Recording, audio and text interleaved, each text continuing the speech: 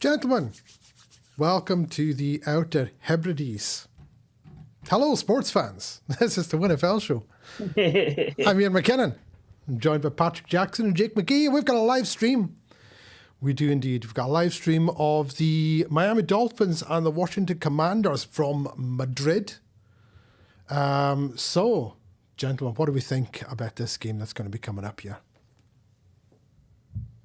Yeah, it's a game between slightly injured Dolphins versus a very injured Washington, and Dolphins, against all odds, come in with more of the momentum than the Washington, I think, with their key weapons available to them, including the quarterback and Jalen Waddle. I think they have the edge today, but we'll find out.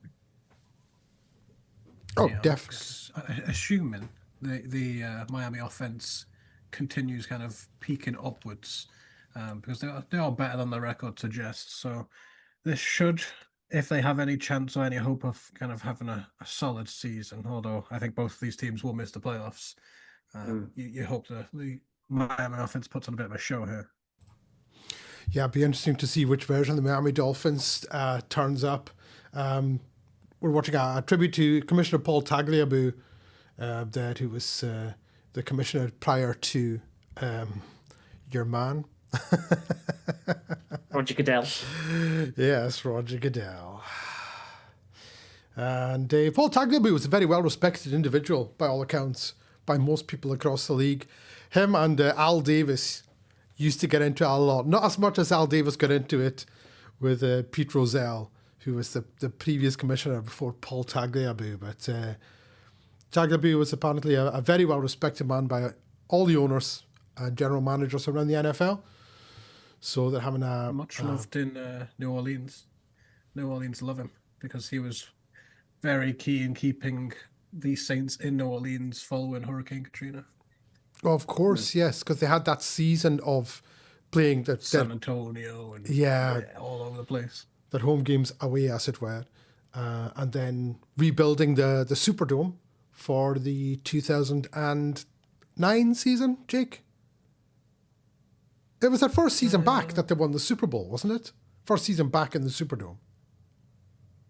I'm not 100% on that. I thought it was 2007 we were back playing in the Dome. Maybe I'm wrong. Might be wrong. Maybe I'm wrong. But yeah, that's... that was Paul Tagliabue. We're going to have the national anthems now. So the game in Madrid, it's the Dolphins, it's the Commanders. And as you mentioned, Patrick, the Commanders are riddled with injuries. I mean, they've got so many players out. It's really concentrated for them as well. So they're missing Traylon Burks, Terry McLaurin, Noah Brown, Luke McCaffrey, all wide receivers out. Obviously, the quarterback's a huge loss for any team. They're also missing like 5 guys on their defensive line, so their strength in depth there is poor. One of those is a guy suspended, so that's kind of your own fault. But still, unfortunate to have it concentrated there. And then a couple of cornerbacks and safety as well. So as well as the pass rush being hampered, the secondary's hampered, and that's a horrible 1-2 combination to have to deal with. We've certainly seen that bite them in recent games. Yeah, it's not often that you see a team where essentially all of their skill players minus the running back are out injured. When you get a quarterback and pretty much all your wide receivers are just gone. Jake, do you think the Commanders can overcome this amount of injuries? But again, it does depend on what version of the Dolphins turn up, as we said earlier. No, absolutely. The Dolphins' defense isn't particularly brilliant itself, and the Washington offense has leaned heavily on the rush. They're the 7th best rushing team, and the Miami Dolphins are the 26th best running defense. So you would assume that would be the plan of action, especially with those wide receivers missing. Tight end Benson not missing as well. So when you're throwing the ball, you're basically throwing to Zach Ertz and a few of his pals. So we'll see. And then, as Patrick mentioned with the DBs, Miami with Jalen Waddle, hopefully, fully fit and ready, should feast, considering rookie Trey Amos out, Marshawn Lattimore out, Will Harris out. I mean, we've seen with the 49ers and the Lions, they get lots of injuries all over the place, but somehow this feels worse when it's just like whole groups missing. Yeah. And that's not to say the Dolphins are scot-free with injuries, but their injuries tend to be a lot further down the depth chart. So they're missing like 5 offensive linemen, but none of the starters. Apart from Tyreek Hill, they're not missing anyone who was penciled in as a starter at the start of the season. Maybe Burns and Duck as the cornerback positions, but yeah, they've replaced people there, I think, anyway. Oh, Actually, Jason Sanders might be the main one to highlight, the kicker being out, because Patterson has much less range, which is why he's been floating around as like a 33rd kicker in the league for people to pick up when they get an injury. I've just had a comment there from ADM 101010. Can't think who that would be. Looking forward to a rematch of the Super Bowl that sent the Dolphins to Perfectville. Yes, of course, that was in 1972. I had that tidbit here. Miami perfect season, 19-0, culminated with a 14-7 No one would know about that. win. They don't like to go on about it, do they? Versus Washington in Super Bowl 27. That was one of my tidbits that were going to come up in a quiet bit. Andrew's 2 on the ball. 1972 there. My goodness. Yeah, the perfect season for the Dolphins. And I know people don't like talking about the perfect season, the Dolphins, when a team loses to crack the champagne. But hey, I would do that. And they say things like, oh, well, the teams they played didn't have great records.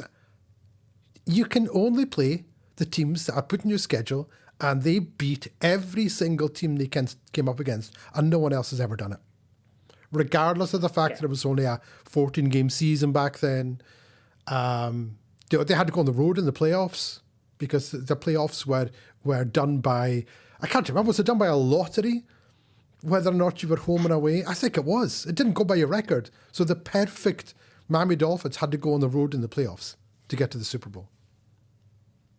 Just nuts. We've seen a lot of people talk about the Patriots this year, being like, they're getting a lot of hype. I mean, preseason, we were getting them a lot of hype. And then now, with them being like 8-2, whatever the record is, ridiculous. And I'm looking at their schedule, I'm like, they've not played anyone. They've played 10 of the worst 11 teams in the NFL. It's like, but they've also played the Buffalo Bills and beat them. And the other wins, they still had to win. And we've seen some shocks over the last couple of weeks. So, sure, they've maybe had it easier than, the Detroit Lions schedule. But at the end of the day, you got to win the game. You have to win the game. I did have a laugh because that was mentioned with the Buffalo Bills, and I was reading it on X when they were talking about that. They beat Buffalo. And so, but Buffalo this year. You're like, hang on, you can't do that.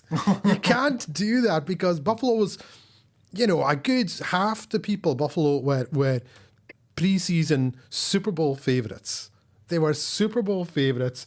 And you can't just all of a sudden, because they lost a game to Miami, go, the Bills aren't all that anymore. But you didn't see that when they beat Kansas City. So, you can't just pick and choose. What you are, who your record says you are. Okay. So you see how the Broncos get on against the Chiefs tonight. Wow. I'm worried. I'm worried for the Broncos tonight. You should be. I am. You should be. I am. J.K. Dobbins. Possibly out for the season. I think he is. I think so. I can't see him coming back. He's had surgery. A running back, surgery on your leg or your ankle I forget where he had the surgery. He's out. It was an awful tackle. It wasn't flagged. The guy's not getting fined. Hip drop. There you are. I'll point out this week I am actually on the slightly harder stuff, but it's beer. I like to keep a clean head, so I'm only drinking beer this afternoon. It's 25 to 3 in the afternoon. It's a Sunday. What else are you going to be doing? Exactly. What Patrick's not telling you, Jake, is that may be coffee he's drinking, but he's made it Irish, probably. No comment. Confirm nor deny. No, I'm sure you can't. So, you're listening to the WinFL Show, watching the WinFL Show, in fact, on YouTube with myself, Ian McKinnon. We've got Jake McGee, we've got Patrick Jackson. Feel free to pop a comment in there. Try and keep it clean as much as you can as we're gearing up for the kickoff. And we've got the Commanders kicker. It's a lovely stadium, that in Madrid, isn't it? Really, really nice. When it's not falling apart, it's fantastic. And we're getting ready for the kickoff. Commanders, Dolphins, and the kick is away. It's a high kick to the right, and it is going to be fielded in the end zone, and it's a touchback. Miami Dolphins start with the ball, and of course, I immediately hit Washington. No idea why I said Washington have the ball. I've got it the wrong way around on my screen. I've got the Dolphins over here and the Commanders over here, but on theirs, they've got it the other way around. The reason being, and I figured this out last time, in America, they do whichever team at whichever team, whereas we always go home team first versus away team. I'll need to change that. We have a look at Tua. Last week, 15, 21, 173, 2 touchdowns, 2 picks. He's been, shall we say, hot and cold? I think we can say that. Hot and cold. 1st and 10 for the Dolphins from the 20. I can't remember why it's from the 20. I'm sure someone will explain that one to me, not the 35. Shotgun, handoff right side. Achan, he goes to got 25. He's got 10, 11 yards, and then is bumped out of bounds. Devon Achan had a great week last week. And yeah, that's a first down on their first play. Yeah, so because when the kickoff was received, the guy kind of ran back into the end zone and touched back. It was at the 20 instead of the 35. So it was a good kick from Matt Gay. So I was surprised it was Jalen Ramsey catching it for a minute, but it wasn't. It turns out he's already gone to Chivas. So Tua's under center this time. 1st and 10. Achan in the back. 2 receiver to the right. 1 tight end also to the right. And Tua fakes a handoff, throws it over the middle, wide open. I think that's Waddle. He's got it at the 45-yard line, 15-yard pickup. That's another first down for the Dolphins. So Miami's starting off quick. They're starting off quick. As we have a look at the Commanders' defense. Javon Kinlaw, 9-9. He has been fantastic. And look at those linebackers, Bobby Wagner, Frankie Louvu, and the ageless Von Miller. Still getting it done. But 2 plays, 2 first downs for Miami. 2 on the shotgun, 2 men next to him. Pitches out right. It's Achan going right side. He picks up 10, 15, 20, 25. He's all the way down to the 31-yard line of the Commanders. Wow. Okay, 3 plays, 3 first downs. Sorry, Patrick, on you go. I was just going to say, it's like the Dolphins offense everyone was salivating over in preseason, picking up chunk play after chunk play. And I wonder what the line judge there, because he got his flag out and then put it straight back in the pocket. I wonder what he saw. He did indeed. Achan, a very effective runner when they can get him into space. He tends not to be good if he has to break tackles early, but once he gets up to speed, he's very difficult to take down. Okay, 12:57 to go. Tua in the shotgun, flanked by 2 backs, and there's a penalty. Oh, was that a timeout? A timeout. It's a timeout called by Miami, I believe. Indeed. Must be. Yep, that's fine. Just checking that. It's what? 2 minutes and 7 seconds later than their first timeout last week, so they've improved. We'll look at quickly at the defensive rankings of the Commanders. 29, 29, 30, 31st. That is brutal rankings. Rough. I mean, I know rankings don't mean everything, but when you're essentially last or second or third to last in every single metric, you know it's not good. You just 23rd rushing the passer. They left that off, didn't they? You know, that's a bit harsh. It is. So it's 1st and 10, 2 under center, brings him on a motion. Ball on the 32-yard line, 1st and 10, brings another man in motion. And it fakes a handoff to Achan, rolls out left, throws it, and it is caught at the 30, taken down to the 20, say the 28-yard line. That's a big Dulcich there. Oh, your boy. My boy Dulcich, who I really liked. He was a preseason darling and then never got the ball during the season. Then they traded him or cut him. So I'm not sure why that's the case, but it is. Been quite popular for Tua in his short stint in Miami. Yes, indeed. Oh, they're heading up to the ball here. 2nd and 6, Tua under center again. Single back set, 2 receivers to the right. Brings him on a motion. Tosses it out right. I can't even remember who that is now. That's a 6 or 7 yard pickup. Who was that? I thought it was Ejam, but it wasn't. It was number 5. Was that right? Jalen Wright. Jalen Wright. Yeah. There we go. So that brings up a 3rd and 2. 3rd and 2 for the Dolphins. Tua struggling to hear the play. 11:44 to go in the first quarter here. Big 3rd down for the Dolphins. They'll be looking to get this converted. Keep the guys on the field for a little bit longer. Shotgun for Tua. Single back next to him. Commander show blitz. It's an inside handoff up the middle to Echan. He did not get it. 1 yard, maybe 1.5. Brings up a 4th down. And what do the Dolphins do? Go for it. What do you think? Such a positive first drive that kicking 3 almost feels like a loss. So I understand why this close on your first drive, trying to get some momentum. But if you don't get it, it feels like a complete waste. So 9 for 16 on 4th downs. They need what, a yard? Yeah, a Surely yard. they pick it up. You're 3 and 7. Like, what are you losing at this point? They've gone for the I formation. Then bring him on out for Tua under center. It's 4th and half a yard. Play clock's there to 0. They need to snap it. They do. And he is hit in the backfield, but he struggles forward. There's a flag down. I don't know what the forward progress on that was. And there was whistles. So I wonder if there's a timeout called. Were they going to give it delay a game?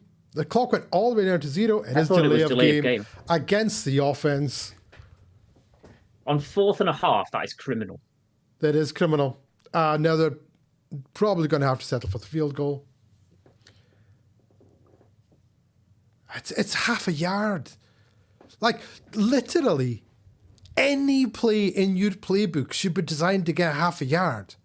So you could run any play from any formation. If you're like, we're running out of time, just run play number 1. Doesn't matter what it is. 46-yard field goal attempt. And you hamstring yourself leaving it that long. You do. Go ahead. 46-yard field goal attempt. The snap is off. The kick is, very close to being blocked, but it is up, and it is good. That is 3-0 Miami.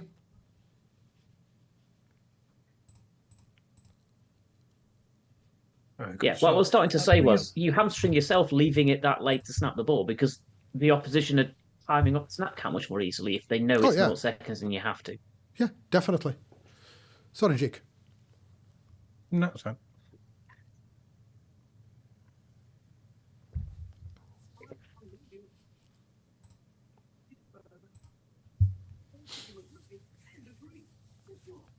So we'll see who beyond Deebo Samuel and Jalen Lane, Washington get involved, and I guess Zach Ertz as well. They'll be your main 3. 3-0 in the first quarter here. Dolphins over the Commanders. And Jake, that was a good starting drive for the Dolphins. Despite the way it ended, they picked up 3 first downs in their first 3 plays. And it looked pretty good, but that delay of game just absolutely crippled them. Yeah, I mean, we saw a timeout because the clock was expiring and then a delay of game because the clock did expire. So when you get rolling early, 3 first downs and 3 plays, and the plays, the first kind of, I don't know how, each team's different, but they say the first 15, 20 plays are all scripted. So when you're taking timeouts and delay of games early on, that's concerning because you should know what the play is kind of beforehand. It's disappointing. And I get, situational football, putting the right play in for the right situation, but you should already have that. And that 4th down play should have had like a maximum of 2 plays to choose from. 3 maximum. It's one of these 3. Pick your favorite can get a yard plays. Yeah, so I've got no idea why that clock ran all the way down. I mean, it did look like, he was covering his ears like he couldn't hear the play, but you're like, you should be remembering these plays. It should already be there. What are you doing? As we look at the city of Madrid, a place I've never been. Never been to Madrid. Me neither. Looks nice, though. Jake, ever been to Madrid? Negative. But you've been to Spain and you didn't go to Madrid. That's I've been more cynical. It's all coastal places I've been to in Spain, though. I've never been to the inside. As we get ready for the kickoff, Dolphins kicking off here. 10:35 to go in the first. Patterson. Kick is up. It's to the left. It's a low kick this time. Bounces, taken to the 10, 15, 20. Oh, breaks a couple of tackles. That's about the 20, 21-yard line start for Washington. And I will hand over the play calling duties to Mr. Patrick Jackson. Patrick, take it away. Yeah, part of the reason the Jags moved on from Riley Patterson was he couldn't consistently kick touchbacks, but if he can make kicks as difficult to field as that and pin you at the 20, that's working the new kickoff rules pretty nicely, I think. Marcus Mariota in the huddle, reading out the play, getting ready, getting the formation set up. Looks like he's in shotgun. I'm guessing that's Krosky Merritt alongside him. Tight formation, 3 receivers to the right, tight end going across to the left. Pass. Passes, hits his receiver. Chris Moore, about 9 yards gained on that first down play. A good, solid start for the Commanders. Pretty uncontested catch, just a little hook route. Yeah, good start from Mariota. I think it's important that they get off to a decent couple of starts here. Shotgun again on 2nd and 1. Pulling the tight end in closer, handoff inside to Merritt, who breaks the first contact and scrambles forward for a 5 or 6. Oh, it's Chris Rodriguez, sorry. Yeah, he got the Good start run from last Rodriguez week, anyway. as well. Mm. So 2 weeks in a row they've given the start to Rodriguez. And I think he got banged up towards the end, so Merritt came in a lot, but a bit of a switch in who the RB1 is. I suppose they've got kind of 3 1Bs rather than any 1A. Yeah, he's your stronger, more down the field runner, down the centre runner, I guess. It depends how you want to attack the opposition. All right, Mariota under centre, 1st and 10 at his own 37. Debo going across the back of the formation, hand off to Rodriguez. Oh, pushes through the initial contact, turns it from a 1-yard gain into maybe a 4-yard gain. Good strong running there, but not a big gap to get through.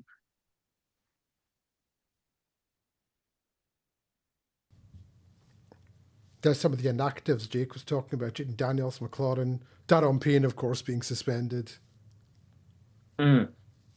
Big loss on that defensive line. Mariota in the shotgun, running back to his right. 3 receivers to the right of the formation, 1 on the left. Debo now crossing behind the formation. Takes a snap, drops the pass, hits Debo, quick out. Maybe got about the 6 he needed for the first down. Might mark him a yard short. Yeah, they've marked him a yard short. We're on 3rd and 1. Yeah, I think just with kind of where the ball was in relation to his body, he couldn't stretch it out. So going to be a yard short, Yeah. but you can see a design play for Debo there, his kind of bread and butter.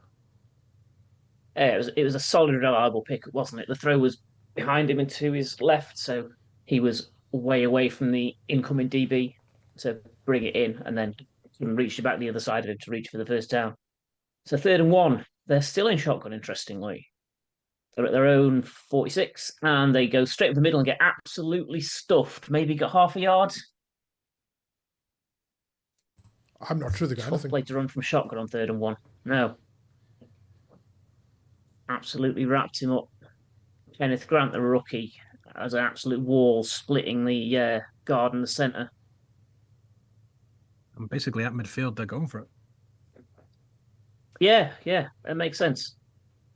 4th and 1. Run fake, pass to the tight end, swirling out to the right, and he's down at midfield, but that is a conversion, 3-yard pickup, 1st and 10 at the 50. Nice run fake. Cool. The tight end, fake to block, went out behind. Oh, it's Colson Yankoff, of course. Why not? Fantastic name. 4th string tight end. That's an amazing name. Come on. Good conversion, important one too. 1st and 10 at midfield. Empty set this time. 3 receivers to the right. Debo moving across behind the formation to join him. fake jet sweep. Mariota takes himself up the middle, gains a yard. Dolphins fooled a lot less than I was. Yeah, Mariota's a very mobile quarterback. I'm surprised he didn't try and bounce it out to the other side instead of just trying to take it straight up the middle, but there you go. 1 yard.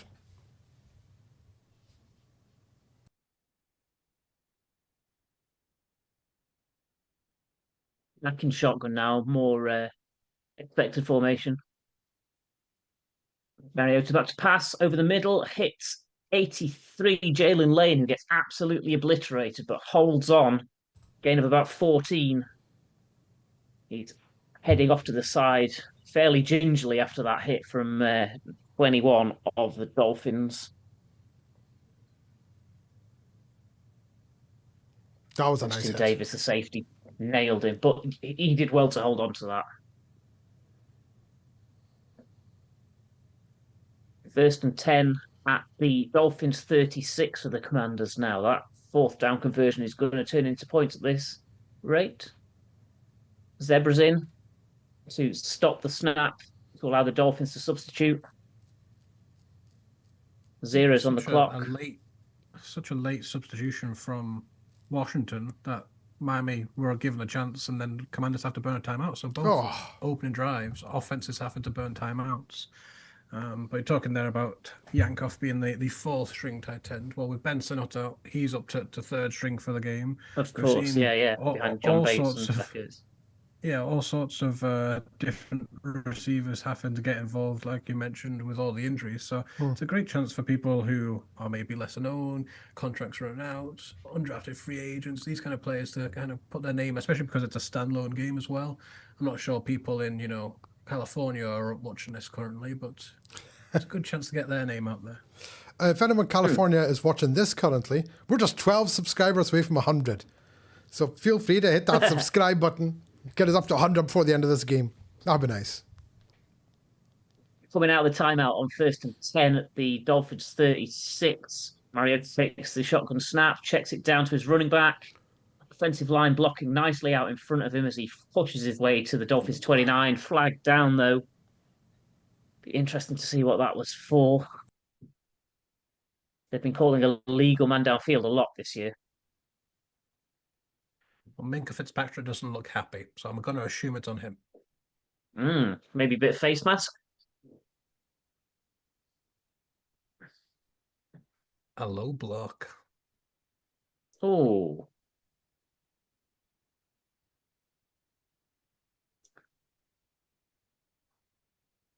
DB on an offensive lineman took him out the only way he could.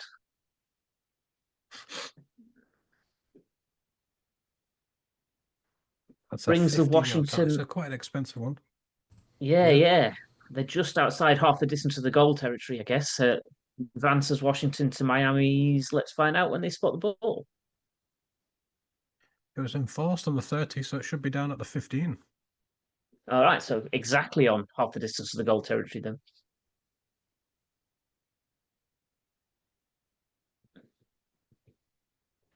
First and 10 at the 15. Kite formation.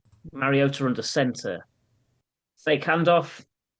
And incomplete pass, but another flag down. It's going to be DPI or defensive holding on the tight end flaring out. The DB's pleading his case, but he's not going to be successful.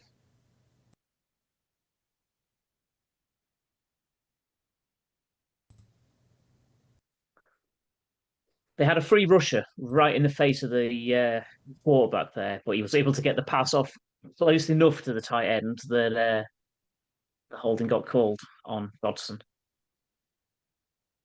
John Bates certainly did his best selling job there, kind of directly at the As soon as he knew the pass was out of out. reach.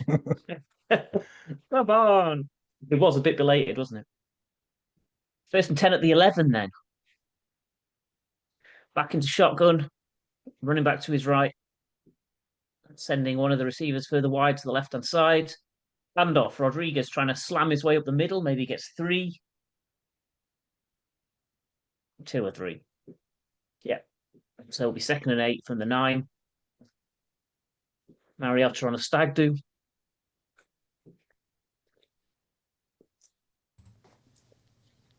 That was terrible. You have a go at me about my jokes. I know. Especially when you're describing something that people can't see. Oh, there's a Dolphin defensive lineman down, so we have an injury timeout. That is, yes. Benito Jones down on the field. So 4:33 to go in the first. We've got a commercial break there. The Commanders are driving. You're watching the WinFL show with me, Ian McKinnon, Patrick Jackson, Jake McGee. Once again, we're just 12 subs away from 100 subs. So if you don't mind 3 people not from America talking about American football and utter nonsense at each other, then go ahead and give us a wee subscription there. Just 12 away from 100. That would be much appreciated. Another injury for the Dolphins there. This time what looked like the defensive lineman. So not good. Commanders are in good position, driving the ball, but Dolphins are killing themselves with penalties. Jake? Yeah, it's not a position of depth as well for the Dolphins on the defensive line, so I hope it's nothing serious. But it's been sloppy from both teams, really. Like I say, the penalties now for Miami defense. We've seen both offenses have to burn timeouts. I don't know if it's just because, nerves, international game, everybody's watching. And I suppose with all the injuries, maybe the communication isn't where it would be, week 1, where you've had all the time with the first string. So we'll see if they get ironed out. But I mentioned Chris Rodriguez getting all the plays for the running game so far. We'll hate to see him get Kenneth Walker here after all this hard work. Oh, yeah. My goodness.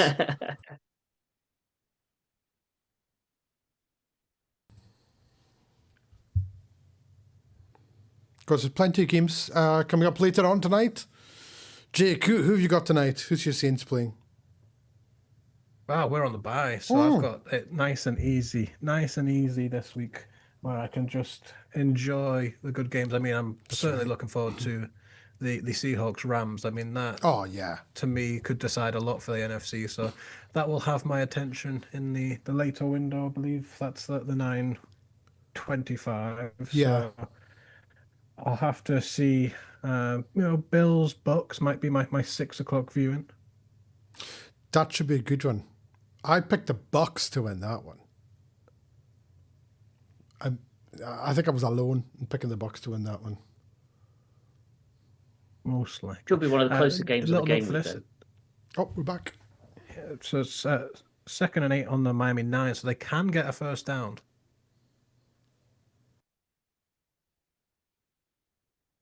And here we go. 4:30 to go in the first quarter. Mariota in shotgun. Debo moving to the right of the formation. Mariota moving in to change the play. 10 left on the play clock. Drops back into shotgun alongside the running back. Takes the float, hands it off. Rodriguez finds a hole, scrambles forwards. Ooh, maybe a couple of yards short, but he got close there. They first contacted him around the ankles, but he broke through and scrambled down a gap for maybe another 6. He was right at the first down mark. I wonder how short they're marking him there.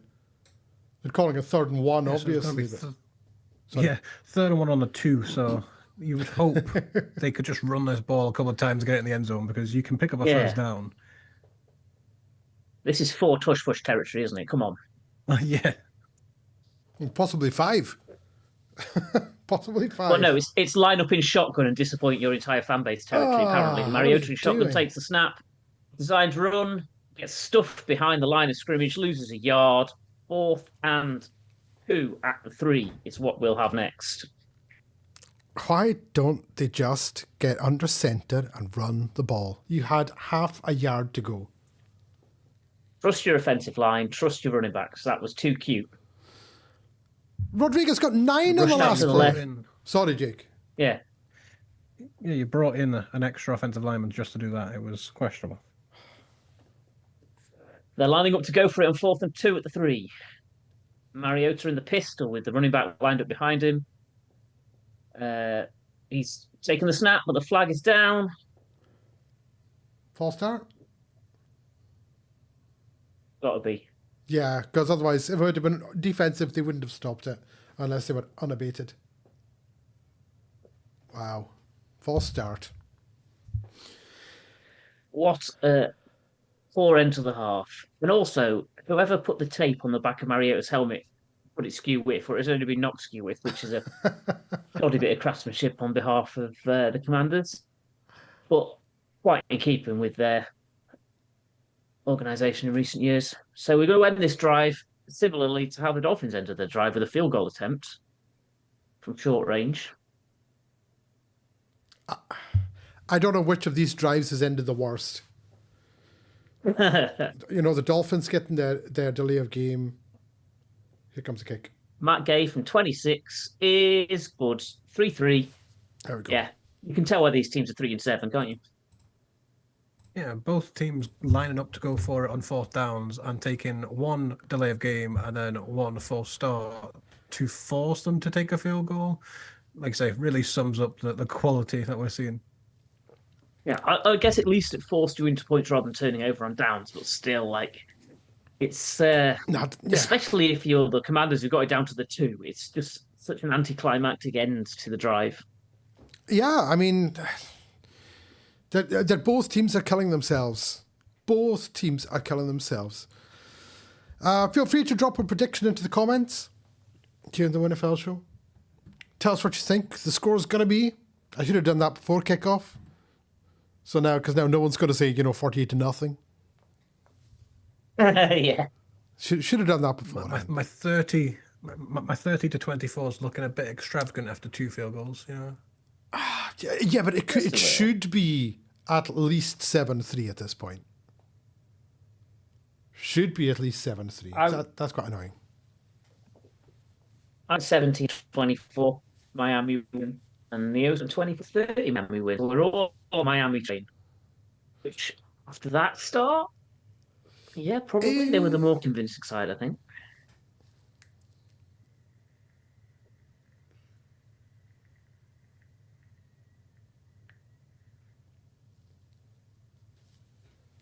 I mean, yeah. I'd like to say offensively, the Dolphins looked a little more consistent than the Commanders because the Commanders' offense really moved because of penalties. A couple of nice runs. There was a nice third down conversion to the tight end, but a lot of penalties to get them down there quickly. And then they shot themselves in the foot, just like Miami did on their drive. It's tough, man. So once again, NFL show, Ian McKinnon, Patrick Jackson, Jake McGee. We're watching the Dolphins and the Commanders in Madrid. If you haven't smashed that subscribe button yet, go ahead and do it. We're 12 away from 100. Trying to get it by the end of the live stream. Would be lovely. Would be lovely. It's always appreciated. You don't have to smash it. Or just click it. But if they smash it, they might break it and then they can't unsubscribe. Oh, smart. I like your thinking. Yeah. 2:36 to go in the first quarter. Commanders getting ready to kick off to Miami.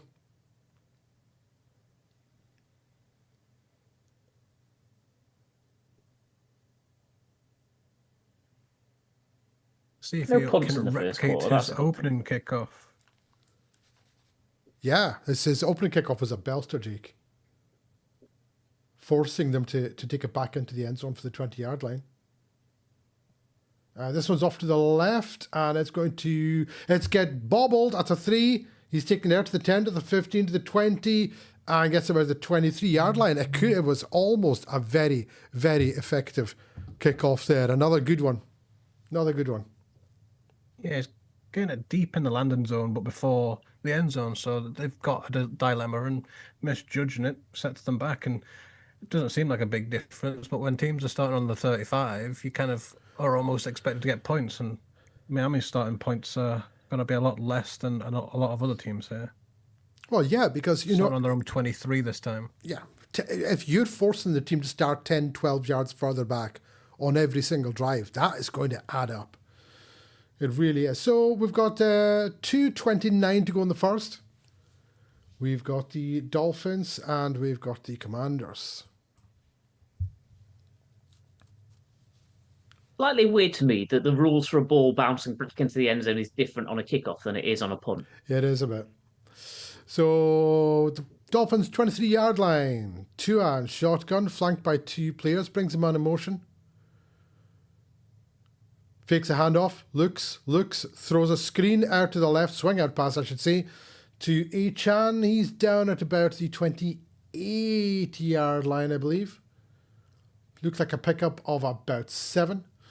And they were looking at Achan last week against Buffalo, forced 11 missed tackles, 100 rush yards after a missed tackle, 195 scrimmage yards after contact. I mean, that's impressive. That's impressive. Very. There are some running backs would have had forced 11 missed tackles and gained 0 yards in a game. Tua fakes a handoff. Quick throw out to Dulcich, I believe, to the 42-yard line. That's a first down. That was a quick snap there in 2nd and 5. Sorry, Jake. Tua getting the ball out like lightning. I was going to say that John McGee, a great name, got the tackle on the first play on. Oh, you love your McGees, you love your Jakes.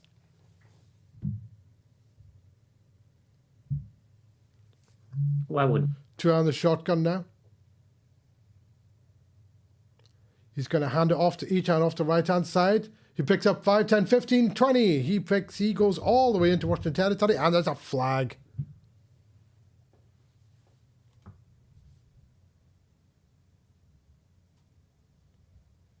Let's see what the Two flag is. So it'll be interesting.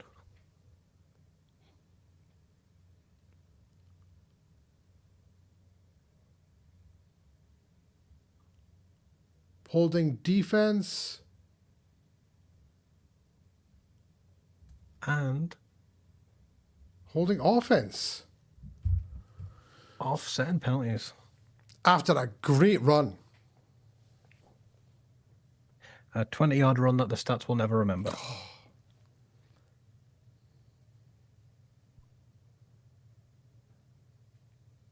Too many penalties already in this game. Far too many penalties. It's ridiculous. So it's 1st and 10 from the 41-yard line for the Dolphins. Tua on the pistol. He fakes a handoff, throws a backwards pass to Achan behind the line of scrimmage. He manages to make about 3 guys miss and probably picks up half a yard with forward progress. So that was interesting. Clock's running. We've got 51 seconds to go. But a backwards pass to Achan. Usually as soon as he caught the ball, he had 3 commanders around him. Yeah, the defense just swarmed towards him, and he can make 1 man miss, but making 3 or 4 is asking a bit too much. It is indeed. 30 Blocking seconds the to go. back from Greg Dulcich not flagged. Clock's down at 25 seconds. 5 seconds on the play clock. It's a pitch out right side to Achan. He breaks the tackle, makes a man miss, picks up first down, goes out of bounds. That's about a 16 or 17-yard pickup. These tosses out to Achan to the right-hand side are working right now for the Dolphins. Yeah, you're playing to his strength. Like you said, maybe not an inside runner, but if he gets the zone and if you can set the outside zone, he just needs an inch of space and he's gone for 15, 20. He's got the speed to kill you on the edge. And that is the end of the first quarter.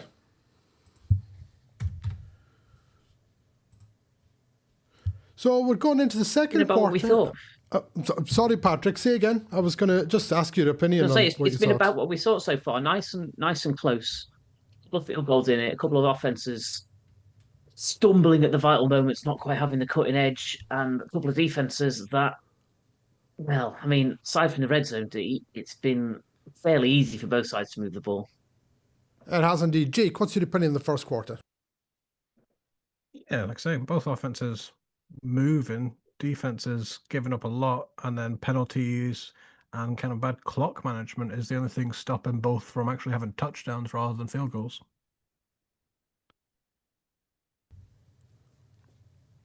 Yeah. We've not seen any sort of bad defensive play, but both teams are moving the ball. But penalties are killing you. The only thing really working for the Dolphins, I've found a couple of Tua's found Dulcich a couple of times. The pitches out to Achan tend to be working. But other than that, it's just penalties. And as far as Washington are concerned, Mariota getting down to the goal line like that, Jake, They had a 3rd and 1 on the half-yard line and ended up kicking a field goal. Well, 3rd and interest on the 1-yard line, I should say. You can't have it the other way around. And kicking the field goal. That's a wasted opportunity for Washington. It is, and when you've got 4th down and you're going for it, well, say you're 3rd and 1 from the 2, you could pick up a 1st down. You go a QB run, but not under center, kind of off to the left. I mean, that was a questionable decision, but then you go for it again on 4th and 2, and you can still pick up a 1st down. You don't even need to score a touchdown, and you false start. I mean, it's just, you're killing yourself. Like I say, the play call, and I don't know if it is, the calls are coming in late or what's happening, but both teams have to take timeouts. And then even when they're running the plays, this, if you're going to go 4th and 1, and you're going to run it with a QB, sneak it. Go shotgun. Going shotgun is just questionable as anything. I mean, we see it far too often. I mean, not everyone can be the Philadelphia Eagles, but teams have been running QB sneak for decades. You don't have to touch push it. No, I mean, my goodness. Tom Brady, I mean, the Patriots made a living of quarterback sneaks on 4th and inches and constantly getting them. We're back in the 2nd quarter now. It's the 3-all in this game. 1st and 10 for Miami on the 43-yard line of Washington. Tua's under center this time. He's got 2 receivers there to the right. One back deep. Brings another one in. He fakes a handoff to Achane. Tua is looking, throws it back to Achane at the line of scrimmage. He cannot escape the first tackle. That's a pickup of about 1, maybe 1.5 yards. Brings up a 2nd down for the Dolphins. As we look at Jamie Iredale talking to the Washington coach, Patrick, very quickly, I was talking to Jake there about that goal line set from Miami was an absolute disaster, but it's still only 3-all. Yep, it would make a big difference towards the end of this game. And you were right talking about Tom Brady, king of the 1.1 yard rushes. Exactly. Okay, we're back to the game now. Tua, 2nd and 8, shotgun. Takes his hands off right up the middle, apologies there, to Achane, and he picks up about 6 yards. Going to make a 3rd and about 2.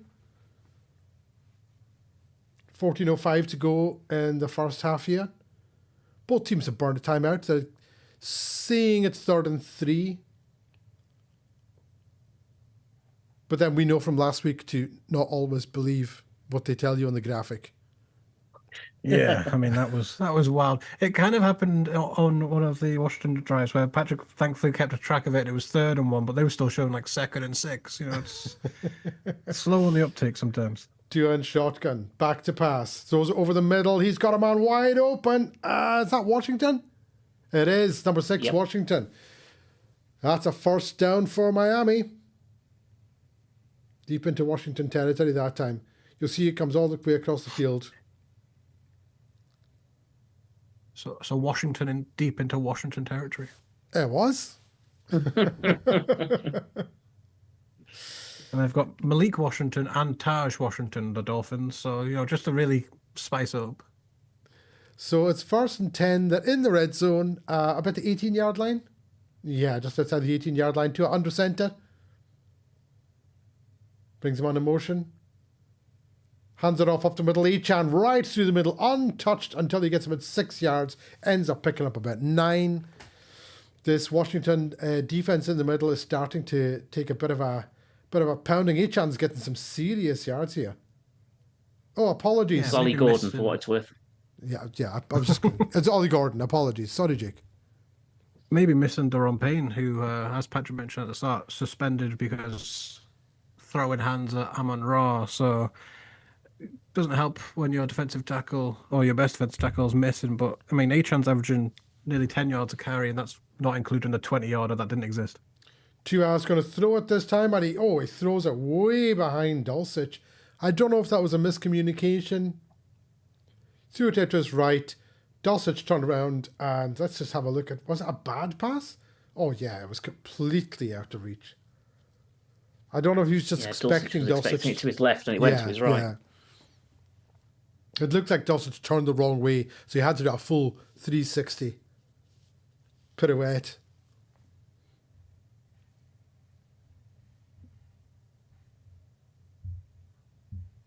So it's 3rd and 2 for the Dolphins.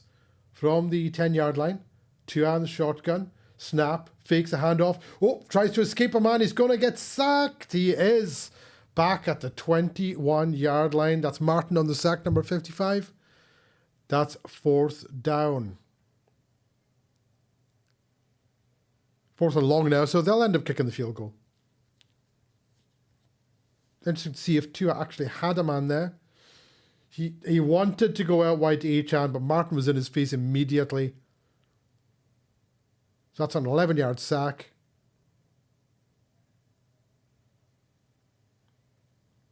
It feels like we're watching teams play against the Denver defense because we're getting to the red zone and then just fall apart. Field goal, 39 yards is up and good. It is 6-3 to Miami in this one. Riley Patterson celebrates by slapping his offensive lineman on the butt cheeks. Brave move from a man who could be bent pressed by the guy.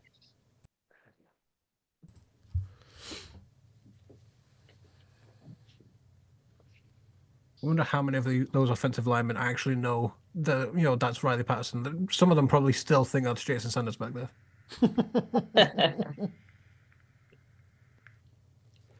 I block for whoever, it doesn't matter.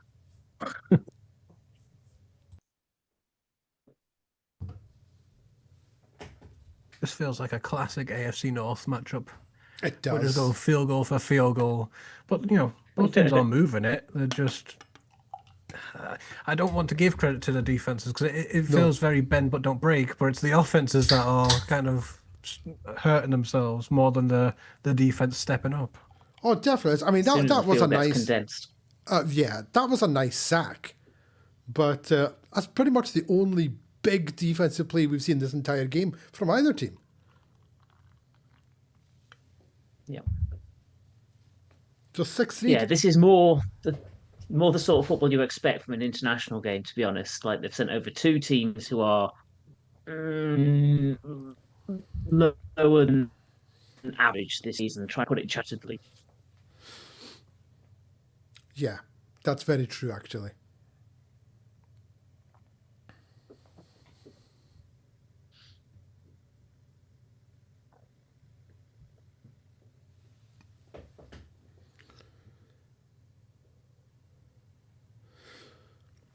So you're watching the WNFL show. I'm me, McKinnon, Patrick Jackson, Jake McGee. We've got the Dolphins and the Commanders live from Madrid. You've got us live from the UK. 6-3 in this game. It's not been great. I know there was one game that Jake predicted earlier on would end up with like 5 field goals to 4 field goals. It might actually be this one, Jake. Yeah, I've got the Minnesota Vikings winning 6-5 field goals, but yeah, maybe I was right, but just the wrong game. Wrong game. There we go. So we're about to see the kickoff here. 11:27 to go in the second. 11:27 to go in the second. Patrick, take it away. Riley Patterson back to kick off. Return man in the distance. Who knows? We'll find out when he catches it. He's gone right hand side. Good kick, but caught without a bounce. 38 running it back. Down at about the 26. No evasion there at all, but a decent return. Might be the starting position, field position we've had, actually. Who is 38? Tells you how far down the depth charts we've got for Washington that I don't have that kick returner at all, and I've got about 40 players written down.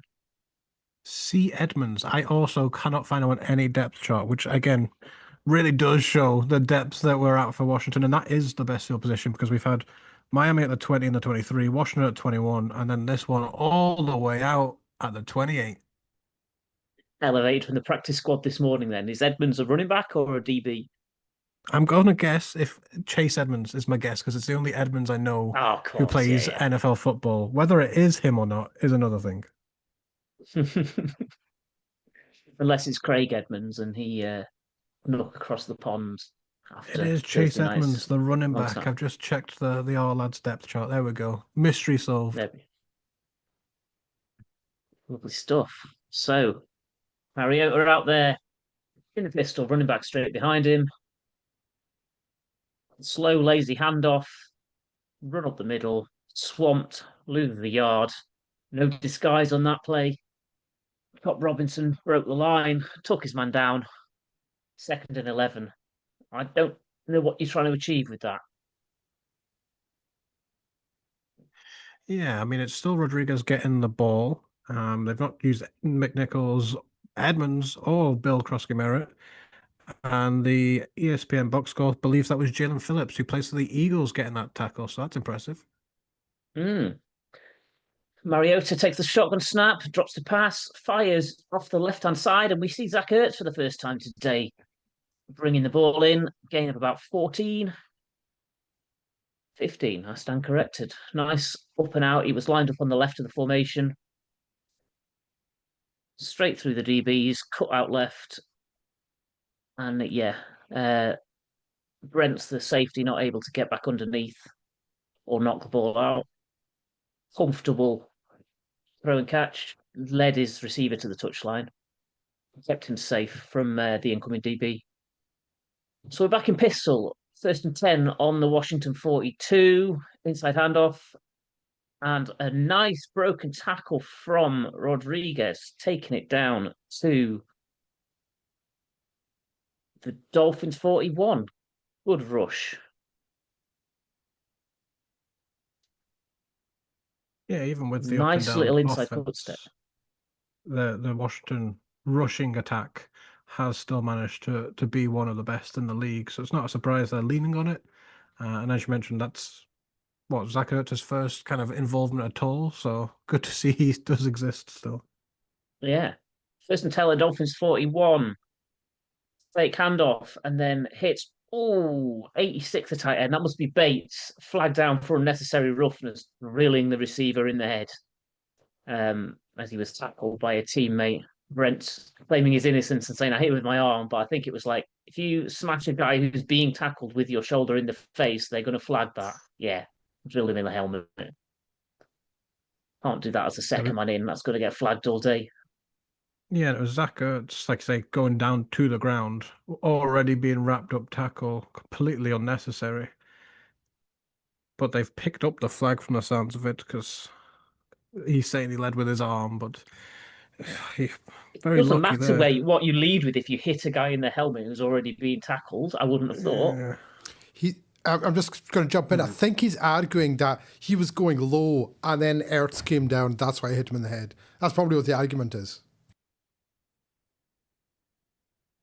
You're lucky to get away with that, in my opinion. Especially when they throw the flag. Anyway, that leaves us at 2nd and 1 at the Dolphins 32. Mariota takes a snap, hands it off to Rodriguez, who bludgeons his way for 4 yards.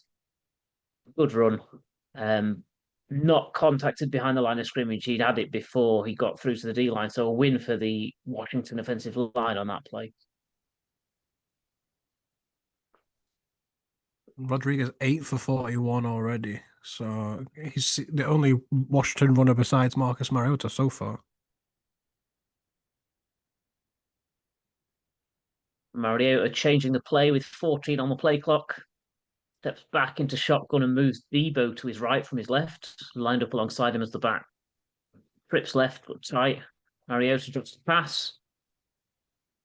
Flushes up in the pocket, shrugs off a rusher, and then fires to the right corner of the end zone. Left corner of the end zone. Zach Ertz scrambling across, couldn't reach it.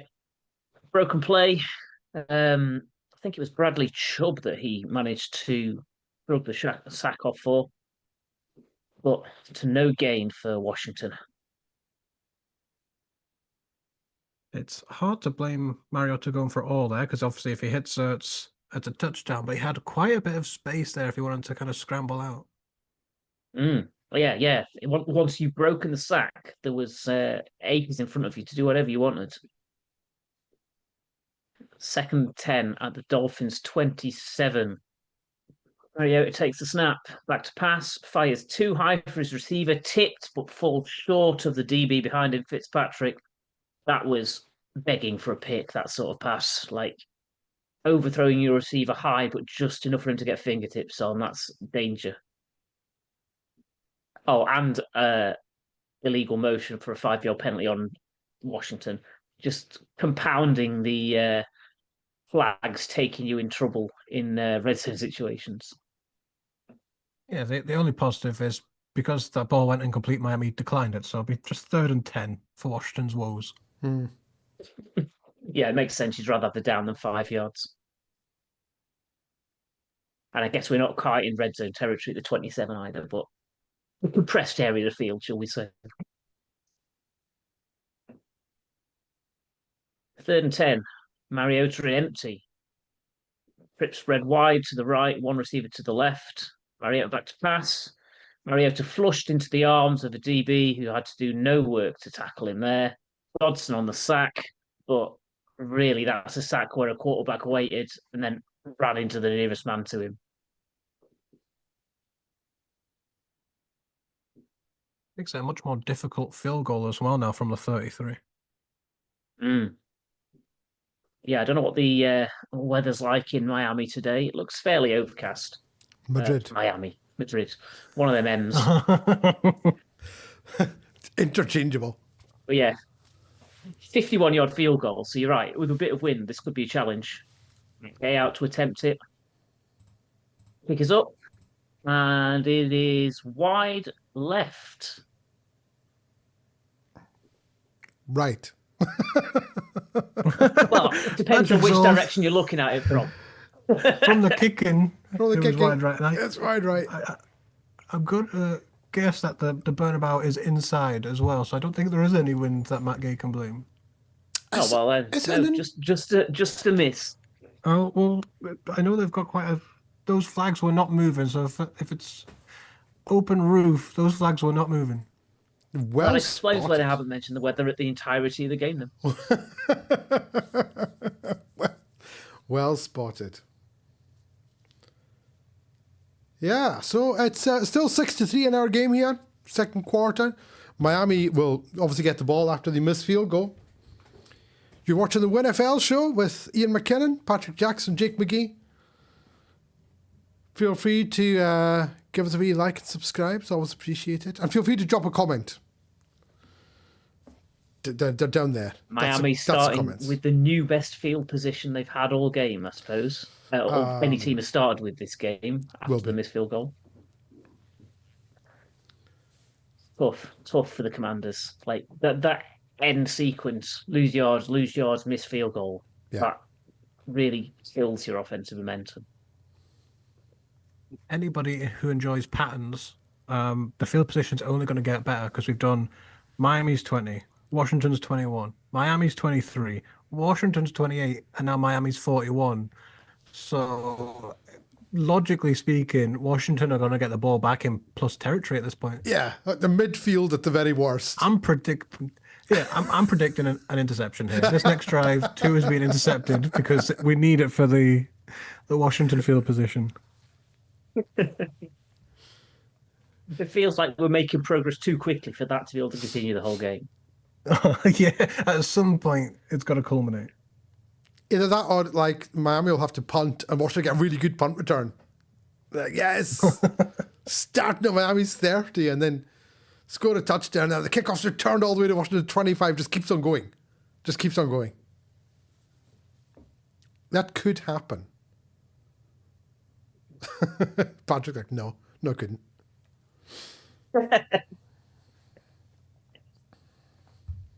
Talking there about the linebackers both leading the league in tackles. Jordan Brooks with 105, Bobby Wagner with 99. The problem is Bobby Wagner's been asked to cover a lot more, and at his age and his kind of side-to-side speed, it's not an elite Bobby Wagner season. 1st and 10, 2 out throws it out left to Jalen Waddle. He picks up about 7 yards there. I think that's 7 yards. And a Dolphin fan is very happy with that 7-yard pickup. Okay. Good for you, son. Yeah. Second and he was a bit overly excited there. 2nd and 3 for the Dolphins. 7:05 to go in our game. 2 out under center this time. Ball in his own 47-yard line. Brings him on a motion. Hands it off right-hand side. He is wrapped up. I think was that Echan? It was. Wrapped up with a 2-yard loss. So that's going to bring up 3rd and 5 for the Dolphins. And Jake's prediction might be correct if they go for it on 4th down here and don't get it. It needs for the agenda. For the agenda. For some reason, they're calling it 2nd and 5, even though it should be 3rd and 5. 3rd down. Thank you very much. 3rd and 5. There we go. Back to pass. Billions of dollars in the NFL. Tua gets sacked back at the 34-yard line. Another sack. Brings up 4th down, and the Dolphins are going to have to punt. That was almost a mirror image to Mariota, where they turn into the DB to get sacked. I mean, these two teams are mirroring each other a bit too well at the moment. Unfortunately, yes. So we're looking some nice at low effort sacks there. Yeah. It's not difficult. You're rushing the pass on, and he runs right into you. Here comes the punt, 4th and 17. The punt is away. It is a high punt. Taken all the way to 11. No fair catch, though. He runs it up out of bounds at about the 17, 18-yard line. So the I was going to say redacted. The Commanders are going to take over there. And there's a flag down. Over to Patrick. Oh, the agenda's still alive by the skin of its teeth. A 25-yard flag. Jalen Lane on the run back there. I don't know if you guys remember I was against the receiving team. I don't know if you guys remember the Bengals Steelers playoff game where the Bengals were trying to, or the Steelers, I forget, one of the teams, it was the Steelers, were trying to get into field goal range at the end of the game. And there was a flag on Vontaze Burfict for attempting to kill Antonio Brown. Do you remember this? And then afterwards, the Bengals coach ran on the field and pushed a ref. So he got flagged. So it ended up being a 30-yard penalty. Back-to-back 15-yard penalties on the same play, which I'd never seen before. I didn't know you could do that. But it turned out because there was one on the play and then one after the play. So up until this point, I'd never seen this before. And they ended up with a 30-yard penalty to get the Steelers into field goal range to win. I'm sure it was a playoff game. There was one on a Jags DB the other week where he was flagged for offensive pass interference. As he interfered, he grabbed the guy's face mask on the way down. So they gave him a penalty and then another penalty half the distance to the goal to add on the unnecessary roughness face mask penalty. Wait, I think it was Jordan Lewis. It was bad. But once you've had a DPI at the 4, losing another 2 yards isn't a massive problem. But I didn't think they could do that to the same action on the same play where they could do that. Apparently, in some circumstances, you can. Sometimes it's Trust weird. the Jags to be able to plumb the depths. Yeah.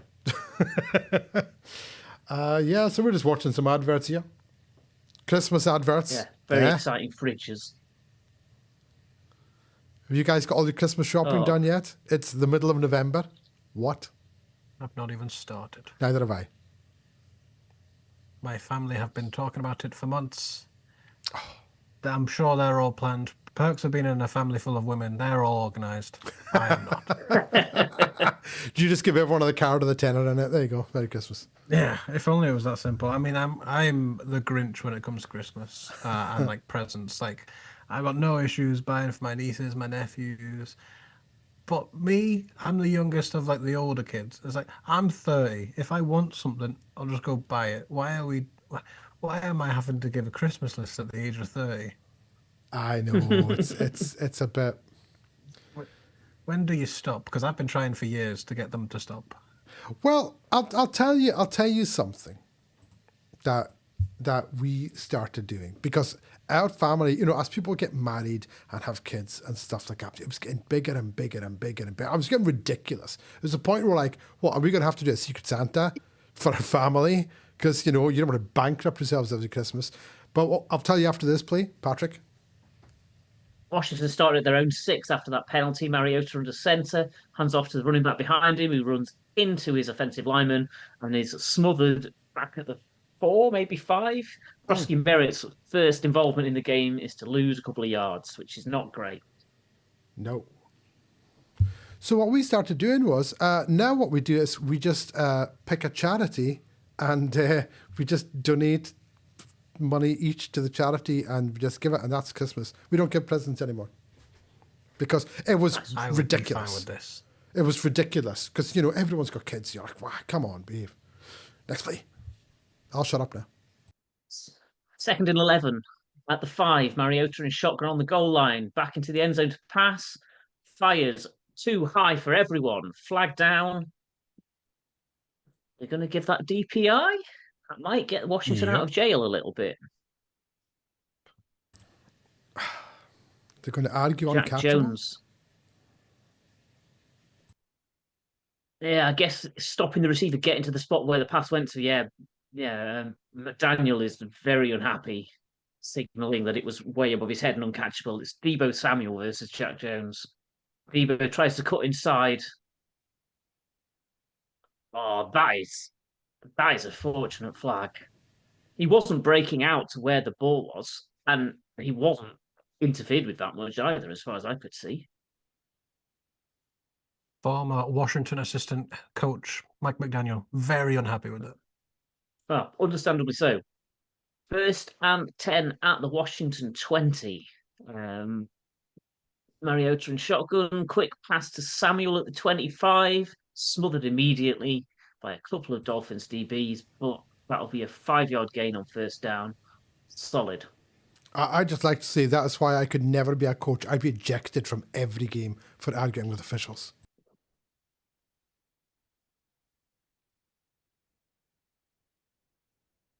Just the rules expert, Dean Blandino, agreeing with Patrick that was very soft. Not a lot of contact, not particularly catchable. And a big get out of Joe Freecard when you're backed up in your own end zone. They gave Deebo 6. Mariota in shotgun, 6 on the play clock. Takes the snap. Fires it straight out to his left to the running back, who, without any blocking, gets himself 5 yards, moves the chains, pushed out of bounds, 6 yards deep. The drive will continue.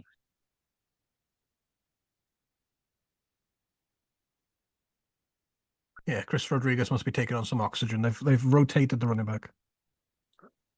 Mariota nearly fires a pick on 1st down. He rolls out to his right a little bit. Miscommunication with the receiver, presumably, because that was fired to a place none of his own teammate were trying to get to. Bit of blood on his hand there as well, so he must have had some contact at some point with someone.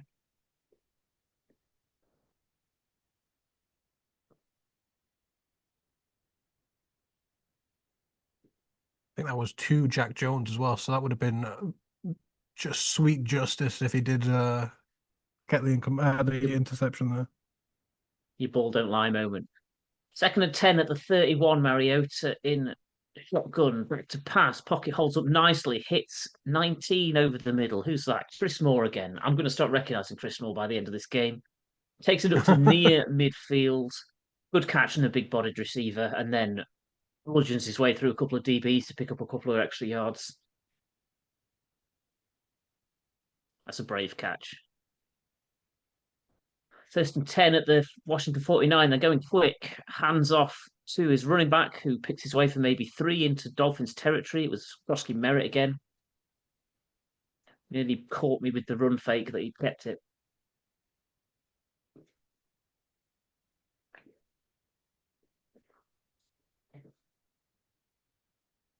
They do like getting to the line pretty quickly, Washington. Although I say that, and of course now they're letting the play clock and get in, actually huddling. But they very much like the quick up and ready, catch people off guard, not let Patrick get much of a break.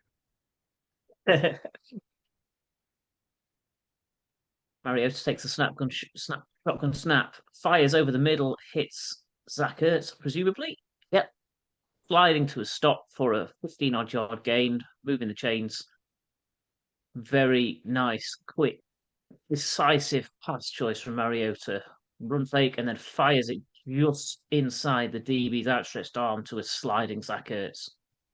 very. And I'll be surprised. Sorry, Patrick, that doesn't take us to the 2-minute warning, because Washington won the coin toss, deferred. They'll get the ball back, and they'll hit them with the famous Jake double play here. Hopefully, close out the half and then getting the ball back.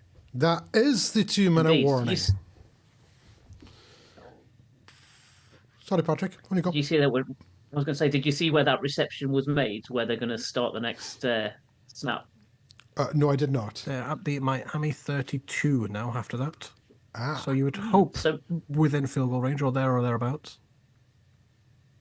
So that dubious penalty on Jack Jones might have already made a 3-point swing, and it might even be bigger than that then. That's Definitely. Could affect who's leading this game at halftime. I've got a fantasy football conundrum this week, because my defenses, I've got 2 defenses in my fantasy football team. I've got Denver and I've got Kansas City. Oh, what? And I don't know which one to put in my fantasy team. I think Denver's going to get a couple of sacks, but we know what this Broncos offense is like. Turgid. So I don't know. The correct answer is neither. I've just been streaming defenses. So this week I've picked up, wherever possible, the Ravens defense because they play the Browns, or the Texans defense. Texans defense is a good shot. Now I've got the Broncos and Chiefs defenses. I don't know who to go for. It's quite frustrating, actually. Is it too late to just drop the Chiefs defense and pick up in the league a defense where they're playing a bad team? Like I say, I've got the Ravens because they're playing Browns, the Texans because they're playing the Titans. Let's have a look. Let's see if I can finagle my way through this.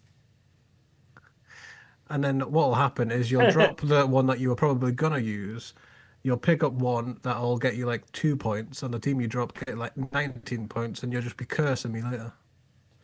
I've got San The Chiefs are Francisco. gonna win 30-0 with 2 defensive touchdowns. I can pick up San Francisco, Detroit, or... Oh, no, I can't. I can't pick them up. I need available is what I need. Sorry. Talking nonsense. Available. Defenses. Patriots. Texans. Already played. Yeah, Patriots is a bad choice. Yeah. But the Texans are sat there and a projected 8.7 playing the Tennessee Titans. The number 2 ranked defense. Falcons against the I would Panthers. lean that way. Texans against the Titans.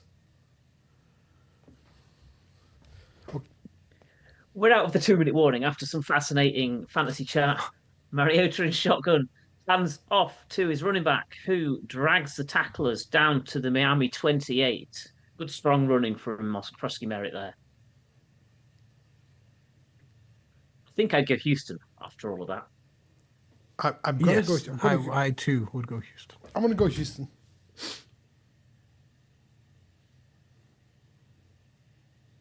Second and 6. Mariota still in shotgun. They've got wider spread wide receivers than in most of the half, which, yeah, whether that triggers you to know anything about what the play upcoming is another question. Mariota takes a snap. Oh, designed to run up the middle, slides about a yard short of the first down. Interesting. Caught me off guard with that rush. I was expecting a pass out to one of those wideouts. And that must have been a good play call or play design by Cliff Kingsbury, because it seemed the Dolphins thought the same, 4 wide receiver, spread out and just a design QB run. Miami takes their second timeout to stop the clock with 1:12 left, with 3rd and 1 on the Miami 23. So be a very interesting decision here. Yeah, very noticeable on that second and whatever it was, 6th, that Bradley Chubb was on the line to gain, not up in the defensive line trying to pass rush, which allowed Mariota to scramble unchallenged to the 1 yard before the line to gain and then slide. I have replaced the Chiefs defense with the Texans defense, and I've picked them to start. So you've cursed the Chiefs into a really good day on defense then. Oh my goodness. If this doesn't work, I'm Cam coming Ward's after. going to have a career day. What we're going to see is Jake now. Oh, I've just picked up the Chiefs defense. What? What? 3rd and 1 coming out of the timeout. Mariota lining up in shotgun with Rodriguez alongside him. Tight formation. Hands off. And Rodriguez finds a gap and blasts his way down to the Dolphins 16. Clock ticks down to a minute. Washington will be looking to run out this half. Finish it with a score. Hopefully take the lead. Maybe we'll end 6-all. That would be a classic international game score at halftime.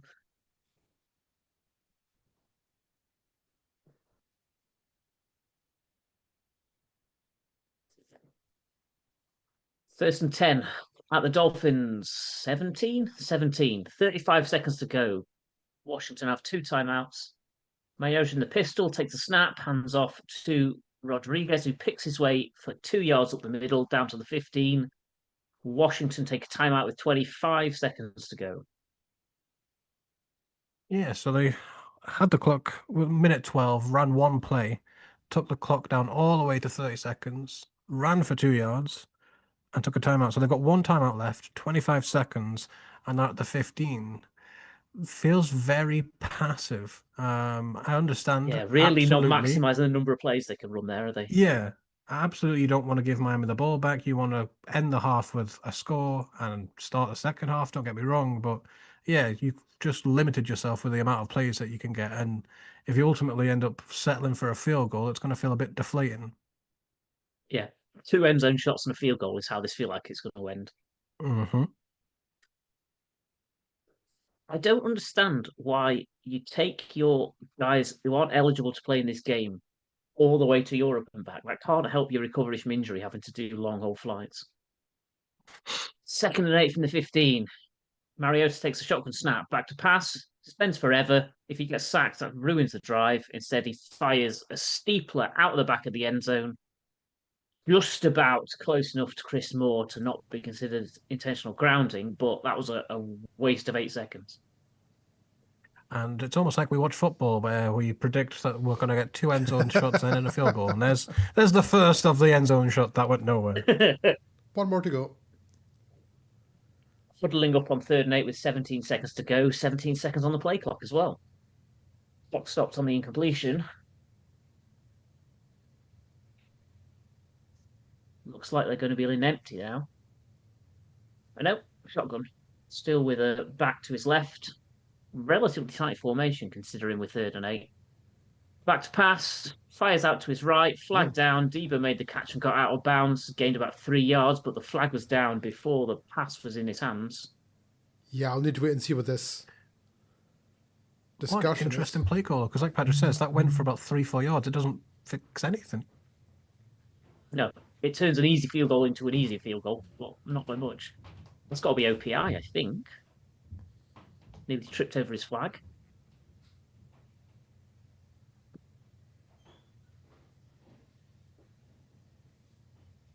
Yeah, it was illegal formation and also then offensive pass interference on Debo. So they've called or accepted the offensive pass interference, and rather than being at the 15, they're now at the Miami 25, and this feels like they're just going to run the ball, take a timeout with 3 seconds left, and attempt a field goal. And it feels like a bit of a waste here from Washington when they had all the momentum to really, if they score a touchdown before the half and then a touchdown out the half, this game could be away from them. So it's It wasn't much of a push questionable. off from Debo, but it was more of a foul than the one they flagged on Jack Jones. So at least they're being consistently harsh on it. 3rd and 18 from the 25. Mariota alone takes a snap, back to pass, quick dump off, screen to Debo. Blockers in front. He's hammered his way down to the 12. And as Jake predicted, timeout with 3 seconds to go. We'll have a relatively short-range field goal to tie it up at half-time from Matt Gay coming up. It's been a bit boring. It's been very predictable because we've just predicted the last 2 minutes because Yeah. it's just very passive. And Patrick made the comment earlier, you can see why these two teams are 3-7, and you really can, because that's not winning football. You're just going in the half saying, well, we're not losing, and we get the ball. There's the positives. It's like, but you could have been ahead. Yeah, considering like we've had one punt, the fact that we're still at 6-all is it tells you a lot about how these offenses function when they get into that condensed area of the field at the top end. Yeah. Here comes the field goal. Field goal is right down the middle, 6-all, half time. Yeah, maybe snacks. We might have a more exciting second half. It's been not great. It's been not great. Jake, thoughts on that first half? Yeah, sloppy from both offenses. I mean, the defenses are doing exactly what we expected. Not a great deal, but it's the offensive play calling for Washington that's really lacking. Penalties for Miami. You know, both teams 1 for 5. Commanders on third down. Dolphins 1 for 4. You know, third down conversions not there. Delay of games, false starts on fourth down. And both teams have settled for field goals. I mean, we've obviously seen Washington miss one, but yeah, 6-6 when both teams should have scored at least one touchdown, if not more. Yeah, and there's Andrew commenting, that was a half of football. Yes, it was. One of the halves of all time. That's one of the halves of all time. Definitely one of the halves of this season. 6-all in our game. It's not been great. It's really not been great. You can give us your thoughts on this one, Patrick. That first half, as Jake said, was just. There's not much to say. There's not much to say, Patrick. Feels like basically no one will have had the success they wanted, will they? No, I mean, as I say, it feels like no one will have had the success they wanted because we have no touchdowns, no turnovers, one punt force. Like, yeah, it's yeah, both sides we're looking to improve on both sides of the ball in the second half, I would have thought. Yeah, it's been just not great. Just not great from anyone's perspective. Yeah. No, do you know what? There's nothing to talk about. Sorry, Jake, on you go. I feel like a fool. I really, when we were like, oh, we'll do this game, I was like, okay, this could be a fun game. I was really expecting the Miami offense to do well. Of any league that I've got Jalen Waddle, which is quite a few, I've started Jalen Waddle. I'm like, oh, yeah, the Dolphins offense is going to cook. And they've not. And, the Washington offense, if you've started Zach Ertz or Chris Rodriguez, maybe you're somewhat satisfied. But other than that, it's just dreadful. So a rough game with the injuries we mentioned, but even the kind of good players we have aren't getting a chance to do much. I mean, Achan's had a few good rushes, and that's not including the 20-yarder that got called back. Running wise, both the teams have had relative success. I mean, Rodriguez, Achan, doing bits. We've not seen much of Ollie Gordon or Bill Krosky-Merritt, but passing's been very lackluster. Well, Tua's only missed one pass, but he's not thrown many passes, and they've had so much callback for penalties. It's been rubbish. And you know what's really annoying? So this week you've got, in fact, I'm talking about one of the games now. You've got the Eagles versus the Lions. You've got the Bills and the Bucks. You've got the Seahawks and the Rams. You've got the Chiefs versus the Broncos. And this is the game that we get. Yeah, it's like, come on, guys. Come on. I mean, that choice is on us, really, though, isn't it? Oh, no, but it's not. It's not on us. That's the game the NFL are giving us. That's what I'm saying. Yeah. Although in saying that, to be fair, last week the Eagles were in that 7-3 game against Green Bay, so it's not like they're guaranteed points. True, and the Broncos Chiefs might end up 3-0 to Kansas City. So guaranteed. Now you've traded away you've waived the Kansas defense. Don't stop telling everyone. Andrew McCaskill's in this league. He'll be picking up the Chiefs right now. You can't pick them up now. You're safe. Oh, can you not do that? Once you drop, if no, they'll have to pass through the waiver process. Won't be able to pick them up till Monday, Tuesday after it's already been and gone. So you're safe. Don't worry. The Chiefs defense will not be getting played this week. But the NFL, at some point they're gonna have to send a memo out to the team saying all these primetime games and these standalone games that are finishing 7-3 and 10-7 and 0-0 at half time. It's not good for the product, guys. At some point we've got to have a primetime game that is a bit exciting. I mean, the Patriots Jets on Thursday went, about what you expected the Patriots game to go. Yeah. I mean, great for Trevion Henderson owners because Mike Vrabel was forced to use him and he used it pretty well. 32 points for this guy. But the problem is, do you trust, Mike Vrabel to use Trevion Henderson? Because I came up against Trevion Henderson in 5 of my 17 leagues, and all 5 of them, Trevion Henderson was on the bench for my opposition. So I got off scot-free this Thursday because last Thursday it was over for me before it even began. I was down because I had the Bo Nix and Cortland Sutton, who got me about 9 points combined. Sorry, pal. Sorry about that. I'm waiting for Bo Nix to explode. I'm waiting for him to just blow up and just hit some of these. I'm waiting for passes. Sean Payton to explode. Sean Payton will. If this doesn't get sorted out, he's going to. I don't know how many times we've seen Broncos receivers wide open deep down the field and Bo Nix is missing them. Just throwing overthrows, underthrows, interceptions. And you're like, come on. The play calling's working. The execution is not. Now that RJ Harvey's going to be the featured back for the Broncos, I don't know where Jaleel McLaughlin is. I think he's been a healthy scratch for 5 weeks. And considering he was arguably the Broncos' most explosive running back last year, I have no idea why he's not playing. But with J.K. Dobbins out for the year, maybe we'll get to see Jaleel McLaughlin. I'll need to wait and see what the final roster is for the Broncos in that one. Anyway, gentlemen, if you would excuse me for 2 minutes, I'm going to get myself a refill and I shall return. You can talk calmly amongst yourselves. Or alternatively, scream at each other. I don't care. I'll be back. That's a very much substitute teacher exit from Neo to there. Yeah, well, I think we'll see a lot of Tyler Bidet for old Broncos. And that name upsets me because his name is Tyler Baddy, but they pronounce it Bidet. And, Baddy sounds so much cooler. Yeah. Yeah. It would have been named after a bum cleaning device. Why would you choose that? Yeah.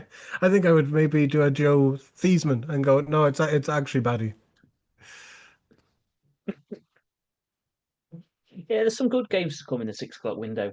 I mean, the Tampa Buffalo game feels like a really strong contender for the best game in that group.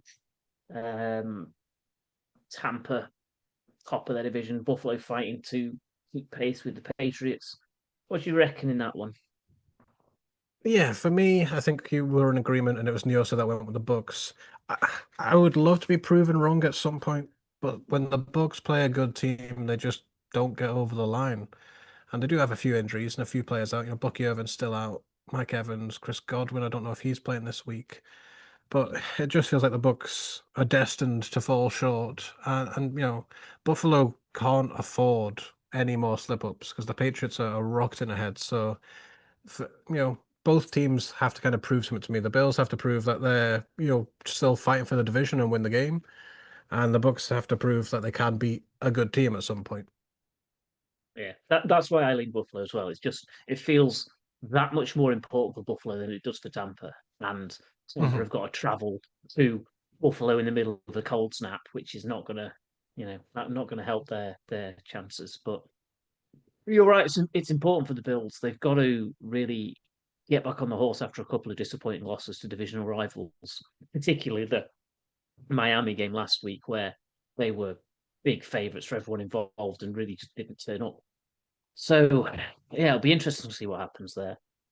It's the AFC South matchup I'll get your opinion on, because we've got the Tennessee Titans hosting the Houston Texans. And for me, very mixed feelings because, AFC team is the Texans, and I want them to do well. And if they have any chance of doing anything this year, they have to win this game. But if Tennessee won, it would be great for the Saints. Do you expect kind of any response from Tennessee Titans, or do you just foresee a Texans easy victory? I am expecting a Texans win, despite the fact CJ Stroud is still out. Just think, like, the way Tennessee are currently performing on offense against a good, strong Texans D. We know that D is strong. They haven't shown much improvement under McCoy since they ousted Callahan. They just keep looking really bland, and they're really bland with not a particularly good D either. So I think the Texans offense will have enough to get past them, despite the fact they're missing their QB1, and the Titans offense won't have enough to overcome the Texans D. So yeah, I think Texans will win that by 7 or 10. Yeah, we saw Davis pre-Shroud looked good. And then since Stroud's come in, he's been a very serviceable backup and just kind of a game manager. He's not going to win you the game, but he's not going to go out there and lose you the game. So when you've got a defense like the Texans defense, it feels very much like Brock Osweiler at the Broncos. It's like, just don't mess up and put us in a terrible situation. The defense will limit the opposition to, 14 points maximum. So you just go out there and get us 15, mate. Yeah, exactly. A good team with a really good D should be able to cause the Texans problems because, you've got a limited guy in at quarterback who's picking up those short to intermediate targets reliably. If you can stop that and make them have to do more complicated things to get yardage, then you put them into problems, which is something that the Jags haven't been able to do on 2 occasions coming up against backups, and something I don't expect the Titans to be able to do tonight either. And yeah, the flip side of that is having those reliable playmakers around you. And I think, we've seen great consistency from Nico Collins coming back from injury. That really helps out your backup quarterback in delivering what he needs to deliver to keep the team ticking over while Stroud's out. Yeah, I think Nico Collins is definitely still one of the most underrated receivers in the NFL. With competent quarterback play, he can absolutely kill you. And as you say, it's a huge asset. If you have issues at the quarterback position, you've got a guy like that who just seems to get wide open, all the time. So yeah, Nico Collins is pretty good. Looking at some of the fantasy. Sorry, on you go. I was going to say, should we talk Seattle Rams, since that is like NFC first team side for late? Yeah. I'll start. I'm torn this one. I think I've won. Oh, go. No, I was just going to say, very difficult to choose. Very difficult to pick a winner in this one. I simply trust Seattle slightly more because I trust Seattle's defense more to stop the Rams offense than I trust the Rams defense to stop Seattle's offense, if that makes sense. They've both got great offenses, they've both got great defenses, but I just have slightly more faith in Seattle. Although I will not be surprised if the Rams win. Patrick, what do you think? I've gone Seattle by a point, and I think it comes down to the fact that I feel like the Seahawks have more varied ways to hurt you than the Rams do. The Rams are really reliant on Puka and Williams, and I guess they've got Adams as well. I don't know. That might flip on its head because I know like they had 8 different receivers in the first half against the Jags, but I don't know. I'm favouring Seattle lightly on the basis of the recent games I've seen from the two teams. It'll be interesting to see how it goes. Jake? Yeah, the Seattle Seahawks hurt me every week when they stop Kenneth Walker getting touchdowns. But, I'm a big Mike McDonald fan. I've been talking about Mike McDonald for like 2 years now since he was at the Baltimore defensive coordinator. So I really have a lot of faith in their defense. And offensively, kind of keep an eye out because obviously you know how good JSN is. Yeah. They've got Rashid Shaheed. Didn't really get him too involved last week, but it's also a Cooper Cup revenge game. So you'd like to think they're going to try and get Cooper Cup involved at least a little bit. And I thought I was really going to be out on an island because we obviously covered the Rams game last week and waxed lyrical about how good the LA Rams are, and they are. So when I picked the Seahawks to win, I thought I'm going to be by myself. I'll have to justify it. And then we all picked the Seahawks. So I was like, oh, you know, Guaranteeing that Rams win between the three. Yeah, we're all going to look like idiots when the Rams win, 38-10. But I just have faith in Mike McDonald's defense. Maybe too much faith, but we'll see. It's again, it's just that. So yeah, the Rams have been really good, especially offensively. They've been really good, but it's who they've played. And I know that sounds like a stupid thing to say, but like some of the defenses. So they played the Texans in week 1. They got 14 points. The Titans, let's be honest, doesn't count. They got 33. They put 26 on the Eagles. They lost that game. 27 on the Colts, whose defense hasn't been great. 23 on the 49ers backups. 17 on the Ravens. They won that because the Ravens only had Cooper Rush, 3 points. 35 on the Jaguars. No offense, Patrick. 34 on the Saints. No offense, Jake. And 42 on the 49ers backups again. And that's the thing. They've not played a proper top quality defense this year. And I think Seattle's got a top quality defense. Oh, we're back to the game. Off is away. Washington return it. It's the 25, over the 30, over the 35, tripped up nearly to the 40. It's your boy Edmonds again on the return. They've ruined the average field position, the trend's in the mud. But at least Washington not starting their own 6 this time. So this is a much improved already for them. Yeah, broken even there on that return.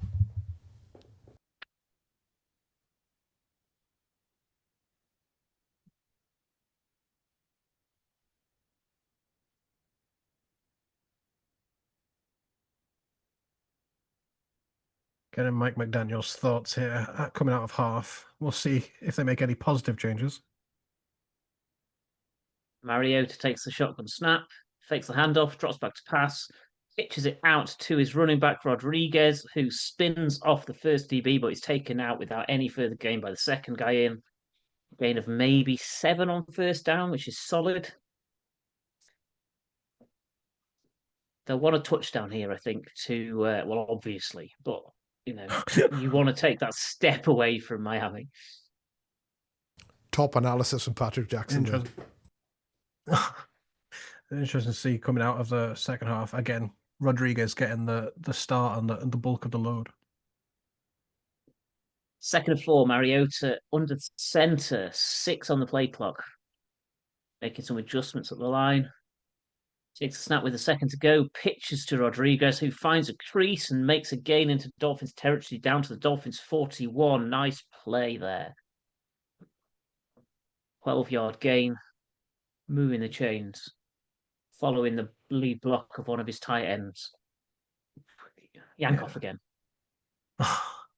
Fresh set of downs and immediately in Miami territory after 2 plays. Couldn't really have drawn up a better start to the half so far. Solid. We've seen that all game, haven't we? That with long fields, moving the ball's been fairly easy, but as soon as they get inside the 40, it's really tightened up. Rodriguez shakes off a tackle for loss and manages to get forward for 4 yards, but after breaking that tackle, he could have lost 2 or 3 there. That was good play by the running back on a really poorly blocked run.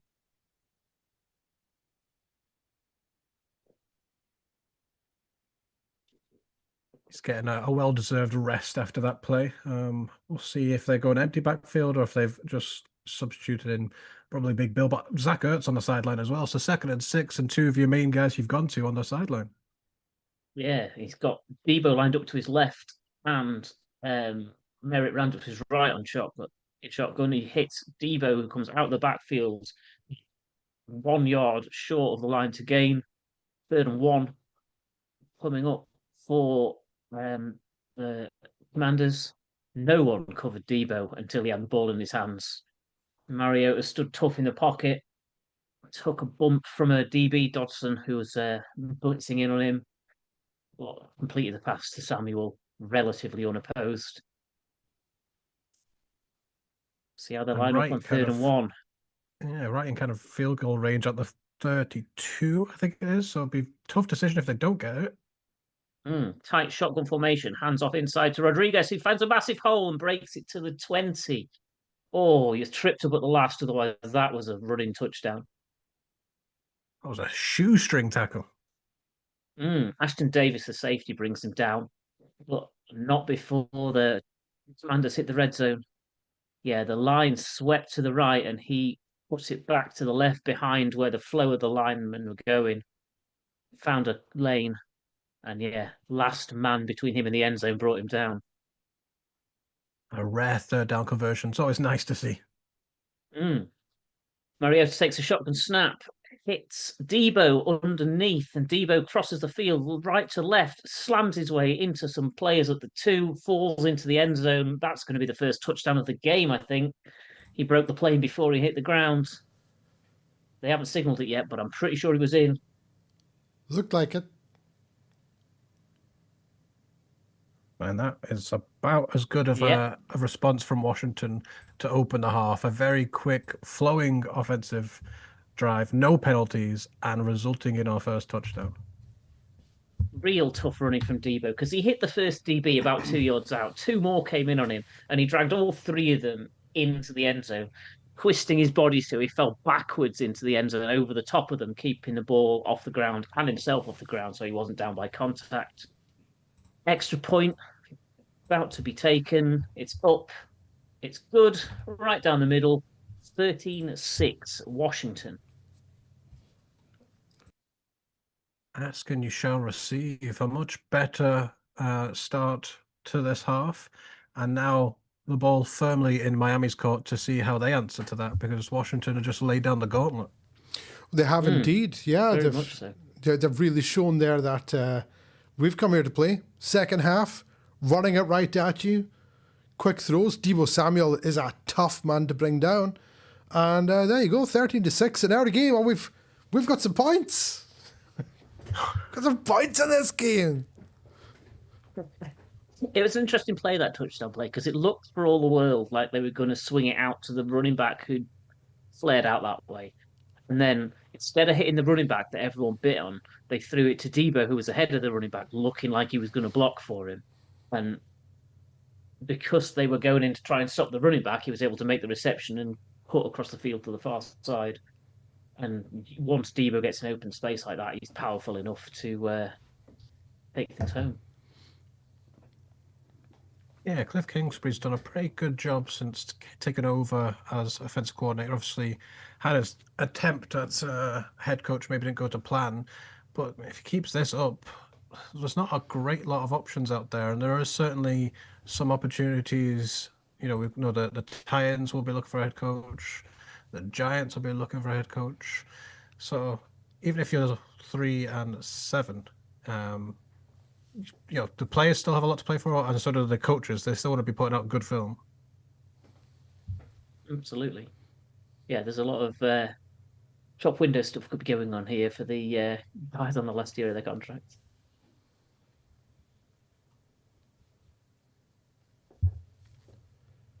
Yeah, so 13-6 in our game. You're watching the WinFL show. I'm Ian McKinnon with Patrick Jackson and Jake McGee. We're in the third quarter. The Commanders have a 13-6 lead after a good opening second half drive there. So they did do the whole Jake's double dunter. They got 3 points at the end of the first half, and then they picked up a touchdown at the beginning of the second half. So the Dolphins will be looking to respond, and let's see what they can do, especially if they can get Devon Echan going again in the second half. He started the first half very well, and then they kind of got away from it, but penalties killed both teams early in that first half. We'll see how they get on here. So we're going to get the kickoff. And the kick is away. And it's going to be field. No, it's not. It's going to bounce into the end zone and out the back of the end zone. I can't remember where that starts. I'm going to say 35-yard line. We finally get a normal kind of standard start on what I think 8th drive, possibly. We finally start on the 35, where you kind of expect most to start. Yeah, I mean, last year when we were doing these live streams, we were essentially taking bets on how many touchbacks we were going to. Not so much how many touchdowns, how many returns would we get. And it was like 1, 2 at a push. But this year, the dynamic kickoffs really changed it. So we've got Tua under center, fakes a handoff, throws a quick dart out left. It's caught. Jalen Waddle, he's to the 45, the 40, 35, all the way down to the 33-yard line of Washington. One play, and they're already in field goal range. It was a huge play there. Nice catch by Waddle in traffic. Saying. Yeah, sorry. Yeah, what we say with starting at 35, one play and you can be in field goal range, and Miami took that to heart. So 31-yard completion, great for my Jalen Waddle stocks, great for Andrew because the Miami Dolphins are moving, and I play him in fantasy this week, and he has Jalen Waddle. So everybody's happy, apart from Washington fans. So it's a 1st and 10, 10:40 to go. Tua under center, he's got receiver out each side, brings a man in motion, one back set, fakes a handoff, throws it to his tight end coming out of the backfield. That's going to be a pickup of about 15 yards before they called the forward progress. I couldn't remember what you call it, forward progress. To the big tight end, number 8 and 9 there, Hill. Yeah, Julian Hill, who's more of a blocking tight end, so fakes the block, goes out to the left, nice easy catch, and 14 yards for your blocking tight end's not a bad pickup. No, not at all. So the Dolphins are well and truly into field goal range now, down at about the 20-yard line.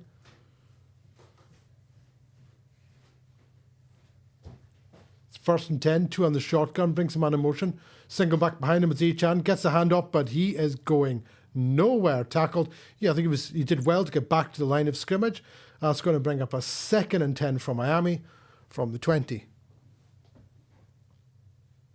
Yeah, I need to see here. Obviously, in the red zone at the 20, this is where they kind of went to pot in the first half. So already sacrificed a down here. 2nd and 10 at the 20. See how aggressive they want to be.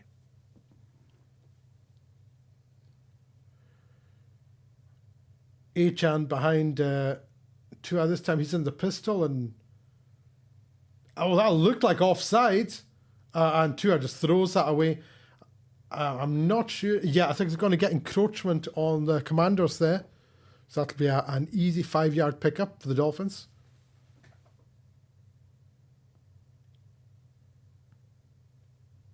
Yeah, that's Kinlaw jumping off. Tua recognised straight away, gets rid of the ball, and you now just get a free 5 yards. I mean, it's almost like that first down went for a positive gate now. Do you know what I don't see many teams doing these days? Is see when a defender jumps offside, just chucking up an arm punt. You don't really see it these days. The Aaron Rodgers special. Yeah. Aaron Rodgers loves it. Yeah. As soon as they jump offside, I'm just throwing this up as far as I can because I might get a pass interference, I might get a touchdown out of it. So it is 2nd and 5 from the 15-yard line. Tua under center, 2-back set. He hands it off up the middle to the 10, to the 6-yard line. That's Gordon. So it looks like a pickup of 4. First. Is that? Yeah, no, It's sorry. an 8-yard gain. 8-yard gain. For Ollie Gordon. Yeah, so it's 1st and goal now. Apologies for talking over you there, Jake. No, it's first goal from the 7, so 3 opportunities here. Maybe 4. Here comes Tua. He's in pistol, brings a man in motion, takes a snap, hands it off. The left side, down to about the 3. No, they're probably going to call that about the 4-yard line. That's Gordon again. High snap that time.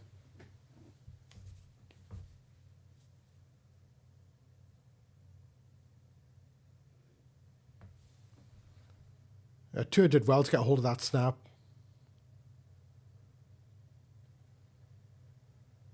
So the Miami Dolphins, look at this, 13 touchdowns and 13 goal-to-go drives this season. That's pretty good. Second and goal for the Dolphins from the 4-yard line. Tua under center again. Brings him on in motion. It's a toss back this time. That's Achan. He gets him at the 2 and is pushed backwards. Forward progress. That'll bring up third and goal from the 2-yard line for the Dolphins. They might have had 13 touchdowns and 13 goal-to-goes. That's because the WinFL show hasn't been watching them. You know, we might just curse the Miami Dolphins here. That's true. We are the anti-touchdown team. Field goals all the way. Because we love special teams so much. Field goals all the way. So Dolphins huddling up. Play clock's down to 9-8. They're just getting set now. Play clock's down to 4. Tua under center.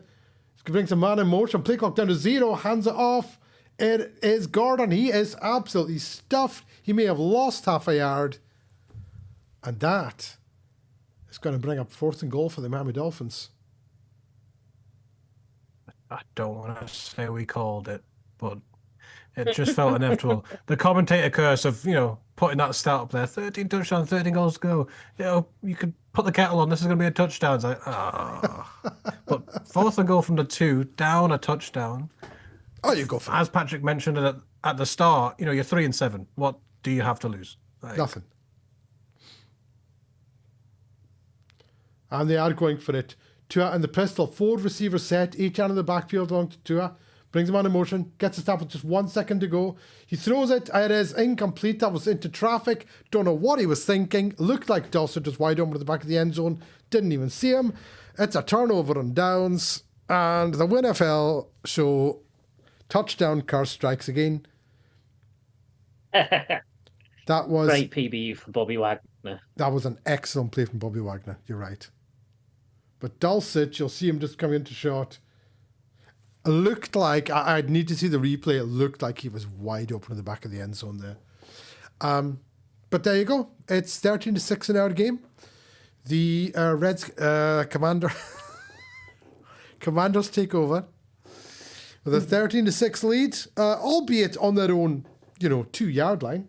And that's the thing. That's another reason that you go for it on 4th down. Because if you don't get it, barring a interception, return, or a turnover that gets for a touchback, the other team's getting it on their own 2-yard line. They're backed up. Trust your defense to try and do something. Yeah, chance of a safety, you get the ball back. Chance of an early punt and a short field, you still get the ball back. It's probably worth the gamble from there, but the way 2 are locked in on Waddle and missed open receivers will be irritating for Dolphins fans. And we talked about Wagner not being able to go sideline to sideline, but they asked him to go about 3 yards to his right, and it was a good diving pass break up in front of Waddle to stop the ball getting to him in the front of the end zone.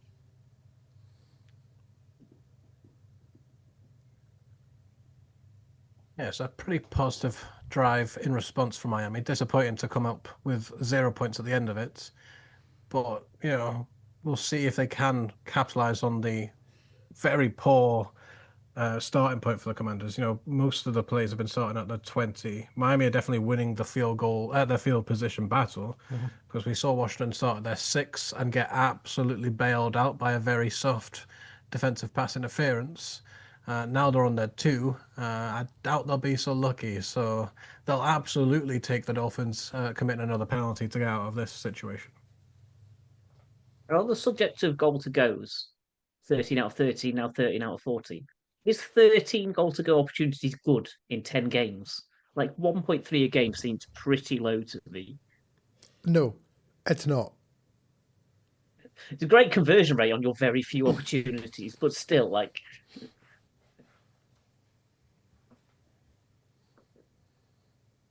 Well, we saw that we spoke about one of the random stats the other week there, where the Broncos defense in 9 games had allowed 27 red zone opportunities. Now, they didn't obviously end up in goal to go, but having just over 1 a game. Oh, we're back to the game. Yes, we are. Mariota under centre, as you might expect when he's snapping the ball just beyond the 2-yard line. Hands off to his back, lined up behind him, who gets hit hard just inside the 2. There's offensive lineman down hurt at the 3-yard line as well for the Commanders. So we have a stoppage here. We also have a flag down, false start, all the distance to the goal. Move back to the 1.25-yard line. Excellent. Yeah, it's And the lose an sixth, offensive lineman. Yeah, the sixth offensive lineman, Brandon Coleman, coming in, reporting as eligible, and then false starting. I mean, that's about as bad as it gets, really. And yeah, half the distance to the goal sometimes hurts when you're losing 5, 10 yards. When you're losing like decimal points of a yard, I suppose it doesn't make that much of a difference. Chuma Edoga did that twice for the Jags last week. It was infuriating. First and 11 at the 1-yard line. Another handoff. He plows his way up the middle, gets maybe a yard. We're back to break-even point. They might even give him 2 yards if they're feeling really generous out to the 3, but heavy, heavy weather for Washington. Even though it's second down, you're already thinking of the poor punter. Like, we have to, no matter what, we don't get the first down, we have to give the punter at least, 2 yards to kick this ball out of the end of the zone. You don't want to Dan Orlovsky it.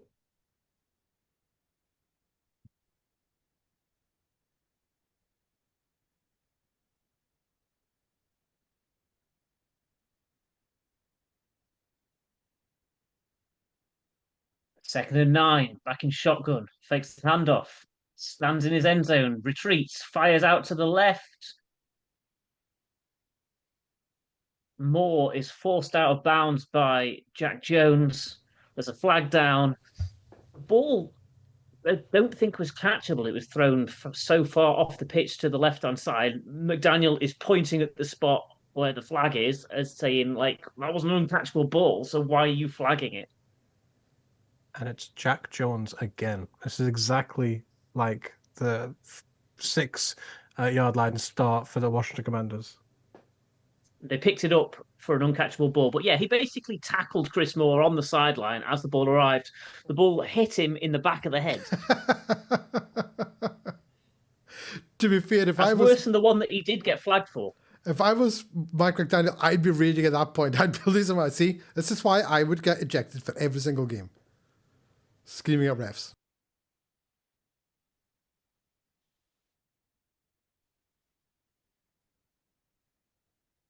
My stream is frozen for the 3rd down, so jump in if you've got it. Okay, 3rd and 9. Mariota does drop back into his own end zone, finds Jeremy McNichols, his first involvement, and he makes the most of it as he clambers for 10 yards and a first down. So Jeremy McNichols finally gets in the game and says, why wasn't I in earlier? And picks up a first down. More importantly, that just gives them a bit of breathing space. Even if they have to punt now, they have space. So fresh set downs on their own 13. Great save, Jake. I'm back with you now. Very important conversion, as you say, for Washington. Nice individual effort from McNichols to make the line to gain, getting the ball like 10 yards short of it. 1st and 10 from their own 13. Mariota under centre, tosses it out to Krosky Merritt, who is taken down behind the line of scrimmage by 32, who looks like Roberts.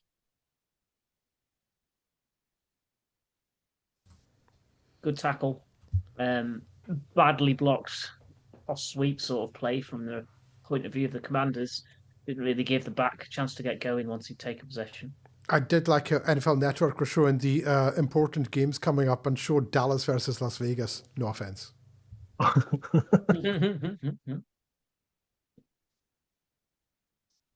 False start, Zackert, I think. So if starting on your own 2 wasn't a problem, you then had a false start, putting you to your 1. You finally get a first down and a bit of breathing space, and then your veteran tight end false starts. I mean, you're just shooting yourself in the foot here. Yeah, 2nd and 16 from your own 8 or whatever this is going to be. It's not a place you want to be as an offense. It's tough sledding for Washington. 2nd and 15, I should say, from their own 8. Yeah. Mariota in shotgun, trips a bunch to the left, drops back to pass, nearly taken down. That's intentional grounding, and That's going to be a safety. Surely. That's got to be a safety. And Mariota's hurt as well, so you could lose 2 points and you're starting backup, but starting today quarterback here.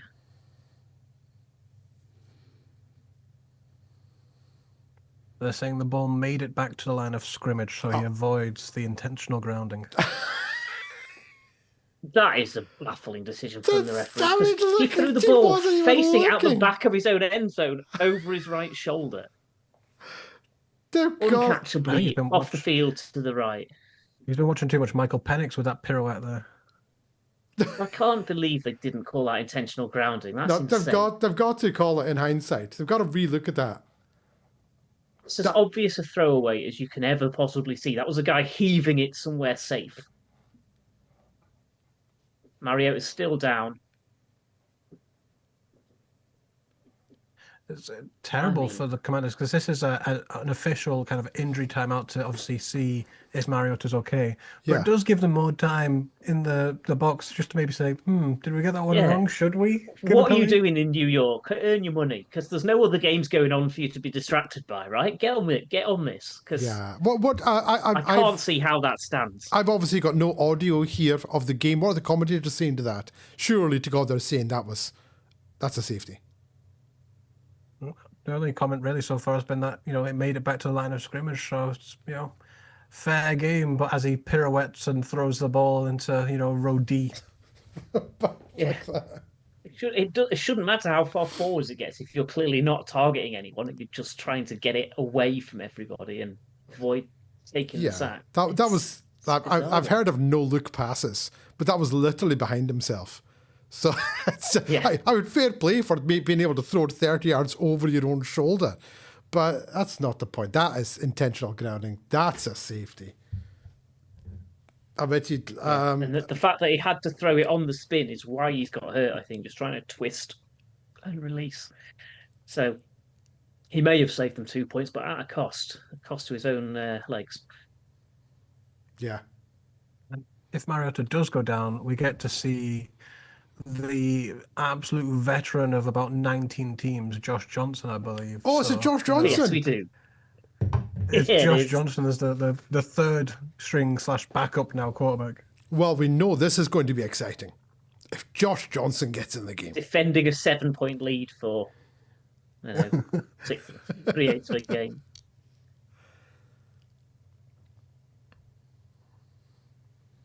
There's 19 points in the game, and that's probably how many teams Josh Johnson has been on. I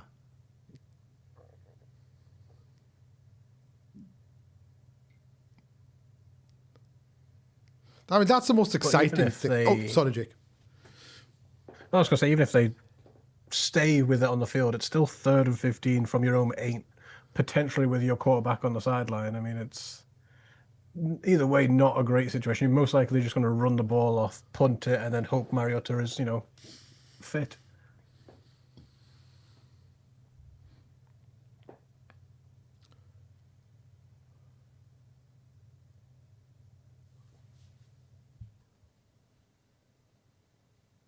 Third and 15 from the 8 for Washington. That's not right. 3rd and 15. Josh Johnson hands off, and the running back McNichols takes it out to his own 15-yard line. Washington will punt, but honestly, they've got away with one there, I think. Surely we'll get to see Dean Blandino explaining why on earth that's not intentional grounding to avoid a sack. It's a baffling one for me, but Mariota unhappy tossing his helmet on the sideline. Is this Washington's first punt? I think it is. Might be. It's taken us 45. Hits it away.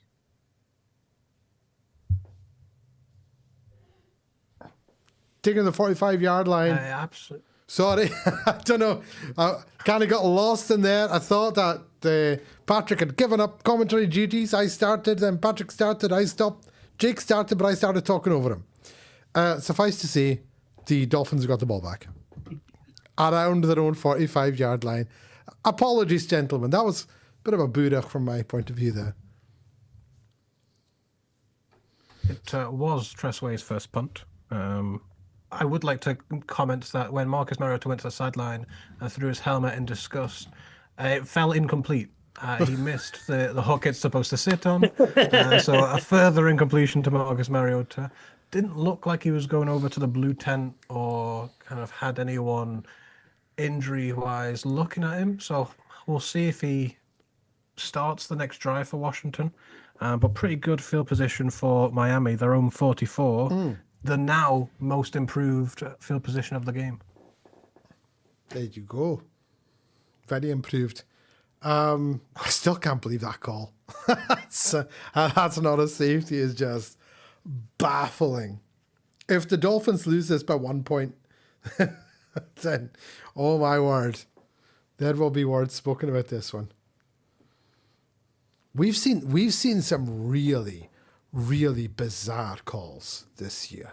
Just some baffling referee decisions. But that's obviously one, as you mentioned, Patrick, that one goes to New York. They've got to look at that. Why, in your opinion, Patrick, do you think they wouldn't call that? I know they're saying got back to line of scrimmage, but it doesn't matter. He's thrown that over his shoulder. That's a no-look pass to avoid a sack. What do you think of it? It shouldn't matter. I mean, it did go over a receiver as it went out of bounds, but it went over a receiver at like 20 foot in the air untouchably. And he was pretty clearly throwing out of a sack to somewhere safe rather than trying to hit a guy because he started his throwing motion facing the back of his own end zone. It was, yeah, I don't know. And they've justified it on the field. And because they've ruled it's an incomplete pass, I guess it's not a scoring play, so it doesn't get automatically reviewed, and just left it with the mediocre justification on the field. And it's one of the most annoying things in the sport is when a decision is made and then they try to wheedle their way out of a decision that looks extremely dubious. Jake, any opinion on that? Yeah, I'm sure Patrick will agree with me here. It's very much like our own football with VAR, where VAR just basically tends to agree with the on-field decision. It doesn't want to get involved unless it absolutely has to. So if it gets called a penalty on the field, they probably stick with it. Because it didn't, they stick with it. It's just easy. First down, Tua under center, drops back, looks around, throws it deep down the right-hand side, and it's incomplete. He was aiming for Waddle, who I think was in quadruple coverage. That was just a chuck. He just heaved that one downfield. You'll see Waddle coming across here, 40, 30, and there was two defenders right with him, and a third one chasing. That was... they're looking for interception by Sanders still, if anything. Yeah, they were looking for offensive pass interference, but it didn't come up there. 2nd and 10, Miami. Tua in the pistol this time. Achan motions. Tua takes a snap, drops pass, throw it backwards to Achan, who gets it about 3-4 yards down the field. Just ironic, we were talking about arm punts like 3 minutes ago, and then that was almost the definition of an arm punt. Because it would have backed Washington straight back up in their own, 5-yard line, but Sanistro really should have come down with that. Should have done. Andrew just saying the rule is if you're out of the tackle box and reach the line of scrimmage, it's a thrown away pass, not intentional grounding. It's very close as to whether or not he was out of the tackle box. But if he is, the issue is with the rule, not the refs. Tua, midfield, 3rd and 6 in the pistol. Achan next to him, drops back to pass, throws a slant across the middle to Washington. He breaks the tackle. He's to the 30, still going. What on earth? He's 36-yard line. I thought he was going to get tackled about 5 yards shy of there, and he was still going. Thank you very much for the clarification, Andrew. Appreciate that. Yeah, the receiver there up for long enough that his offensive lineman caught him up, and they were just skittling defensive backs off him. One of these days, they're going to get rid of it. They're going to bring back assisting the runner as a penalty, and everyone's going to lose their minds. Tua, shotgun, 1st and 10, takes it, hands it off left-hand side to, I think that was Gordon. I'm not sure who that was. It was. Yeah, 31. Ollie Gordon. Yep, he's down to about the 32-yard line. And same with Tyreek out injured, obviously, from the start of the year. Malik Washington just week by week being more and more involved and really kind of cementing himself as now the wide receiver 2, obviously, behind Jalen Waddle. He's played pretty well. And he's got that same movement style, very fast feet. Second and 4 from 32-yard line. Tua in shotgun. Brings the man in motion. Fakes a handoff, drops back, throws a screen. Man gets a blocker. He takes to the 25-yard line, picks up the first down to the 20. And that was Washington again. Couldn't see the number there at all. Do apologise. So that's a first down for Miami. And we are approaching the end of a very fast third quarter. Considering all the stoppages we've had, this third quarter is absolutely flown in. They're probably going to let this one run down. No, he's under centered. 5 seconds to go in the quarter.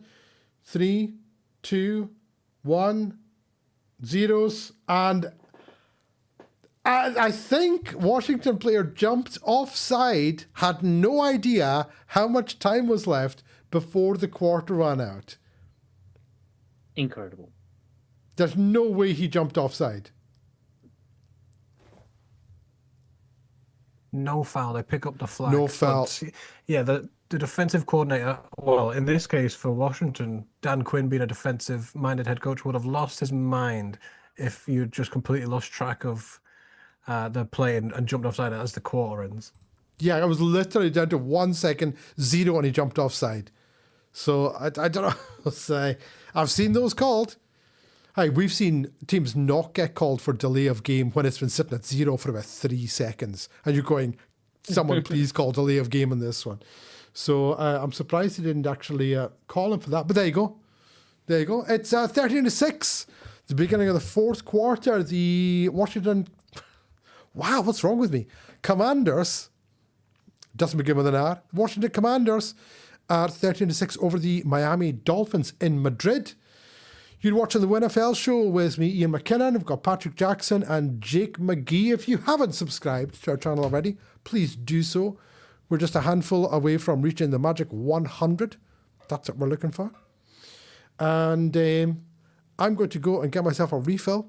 And I will leave you in the capable hands of Mr. Jackson and Mr. McGee for about 45 seconds.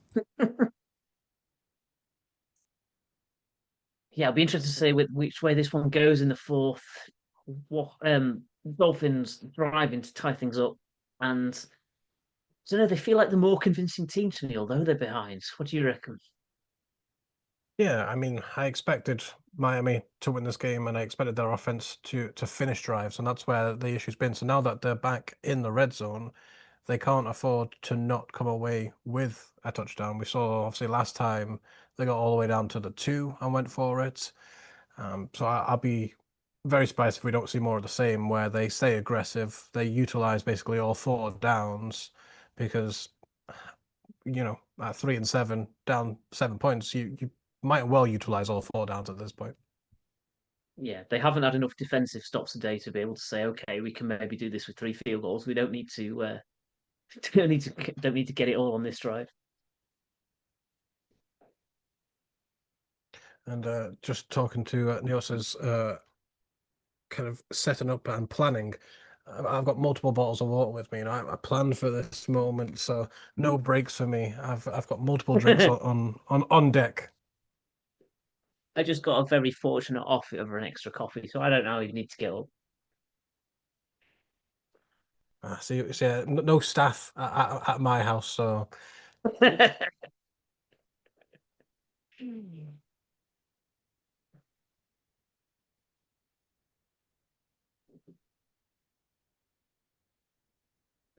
Do you want to take over the Washington play-by-play? Sorry, the Miami play-by-play while he's away.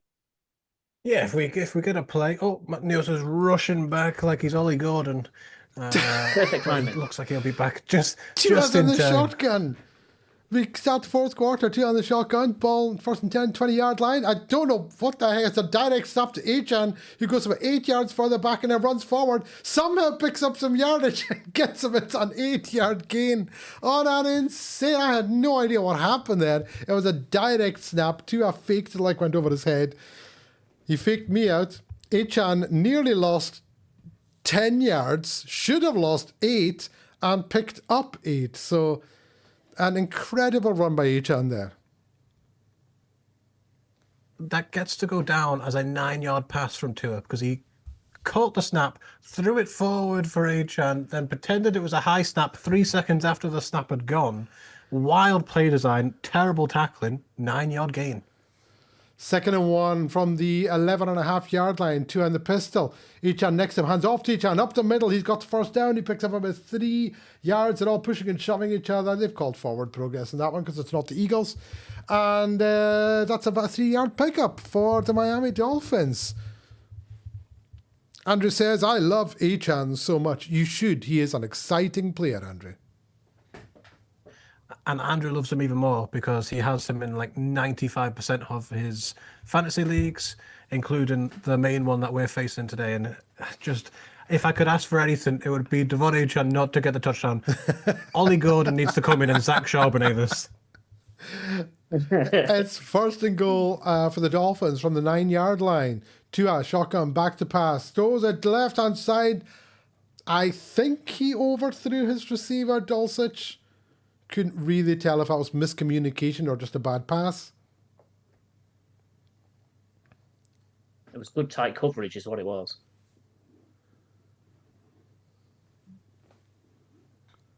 Yeah, we saw Dulcich get a couple of passes early on in the game, and then that's kind of his first involvement since the first quarter. So it's been the Jalen Waddle, Malik Washington, and Devon Achan show so far. We've got Gordon in the backfield this time, next to Tua. Achan spread out left. Tua throws it back to Achan. He's got it to 5. He's blasting forward. He gets stuffed to the 2-yard line. He is stopped at the 2. That brings up 3rd and goal for the Dolphins. Andrew's losing his mind. Jake's losing his mind. A 3rd and goal from the 1. This is a perfect chance for Ollie Gordon to come in and Zach Charbonnet, please. Please. There's so much more on the line than these teams realise. Jake and Andrew against each other in fantasy football. It all comes down to, does Achan get the ball and score or not? Tua's under centre, 2-back set, 3rd and goal from the 1. It's a handoff up the middle. It's Gordon for the touchdown. It's a touchdown. Justice! Andrew says, hope you're happy with yourself, Jake. I am delighted. This has happened too much to me all year that I needed this one victory.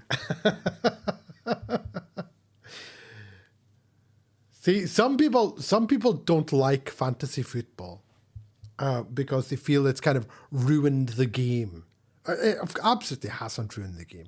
It's just because this used to happen all the time before the days of fantasy football. Here comes the extra point to tie it up. Snap is good. Hold. Kick is up. And it is good. We have a tied ball game, gentlemen. 13-13. Yeah, some people used to complain all the time about, fantasy football is ruining the game. And you're like, hey, listen, back in the 80s, before fantasy football was a thing, really, you'd always get players who would run the ball. The 49ers did with Roger Craig, where he'd get the ball, catch and run it all the way down to the 1-yard line, and then they'd give it to the fullback, Tom Rathman, he'd score the touchdown. This happened all the time. Barry Sanders famously got taken out every time the Lions went into a goal-to-goal situation. So it's just one of those things that always happens. But now that people play fantasy football, they feel a personal vendetta that their guys getting charbonnayed, as you say. Jake. 13-13. Jake McGee, what do you think? Yeah, I mean, much better the second half, both offenses finishing drives. Obviously, Miami had the drive that they gave up at the 2, but even then, they were, it was a good positive drive. And, being aggressive and going for it, you can't blame them at all. So maybe it's the defense is lacking, or I'm going to lean more towards the offensive switch up at halftime for both teams. So Washington now, we'll see kind of what field position they get and if Marcus Mariota is under center for them, because that could make a big difference. Because if it's Josh Johnson, you're going to assume they're going to have to lean very heavy on the run game. Whereas at least if it's Mariota, you'll trust him with the ball a bit more to Ertz and to Debo. So one to look out for at the start of next drive. Patrick, your opinions? Yeah, I mean, you've got to think you're still in the driving seat here of Washington, level on points with possession. You have the control of how long this drive is, but it depends on whether you can keep the Dolphins' defense on their heels, and they struggle to do that with a long field on the last drive. That's been the exception, not the rule this game. So yeah, it'll be interesting to see if that was a good blip for the Dolphins D or whether that's what they've got for the fourth quarter.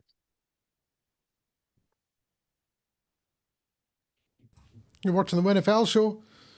I'm Ian McKinnon with Patrick Jackson and Jake McGee. We are tied at 13 in Madrid between the Dolphins and the Commanders. Dolphins are about to kick off after that touchdown run by Gordon. 12:36 to go in the game. Both teams are 3-7. They both want to try and win this. Here's the kickoff. It's up high to the left-hand side. It's taken at the 4-yard line. Return to the 10, the 15, to the 20. Got a bit of a crease at 25. Breaks the tackle, but it gets wrapped up at the 30-yard line.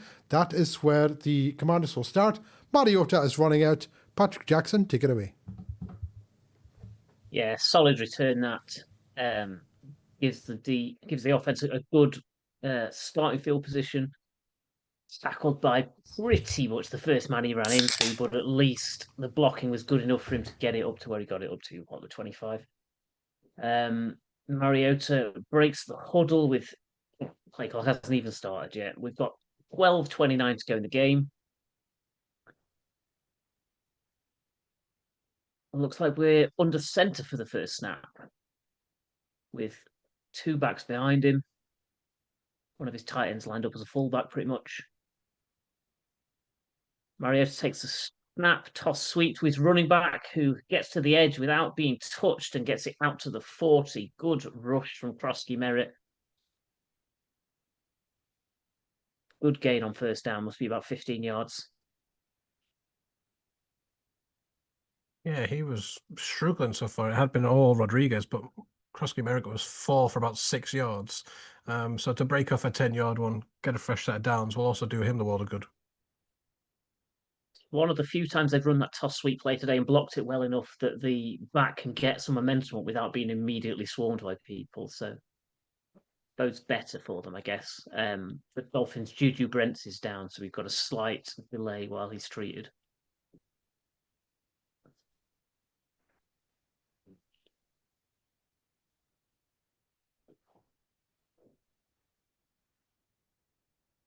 I don't know who that benefits. Obviously, the clock stops with the injury timeout. Still plenty of time left in this. You'd imagine both teams touched the ball a couple of times. But a positive start to this drive for the Commanders, which after giving up a touchdown is what you want, especially when you're on the defense out the sideline. You're thinking, don't go 3 and out. Even the Eagles would struggle to run the clock out on a drive from 12.5 minutes out. Mariota in shotgun takes the snap, hands it off to the back, who puts inside a man, gains maybe 3. Good quick feet from Krosky Merritt to make that from 1 yard to 3 yards, but not a lot of space for him there.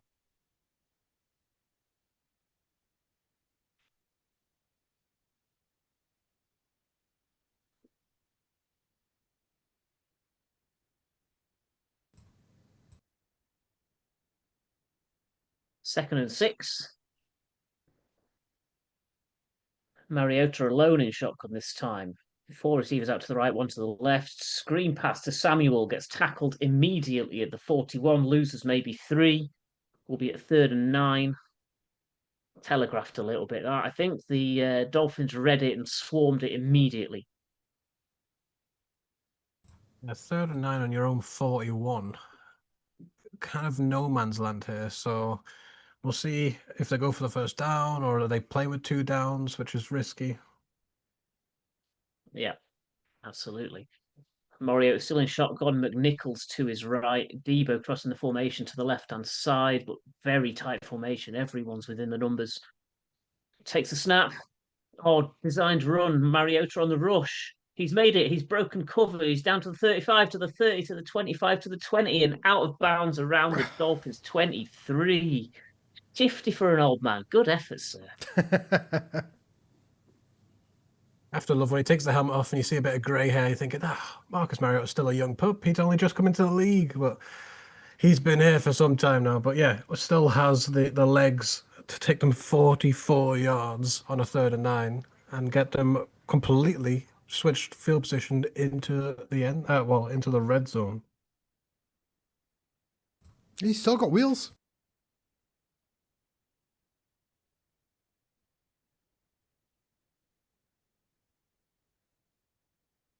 Mariota with the toss across Merritt, who gets his way up the middle and down to the 9-yard line-ish. Must have been ungenerous with my spot on the previous rush.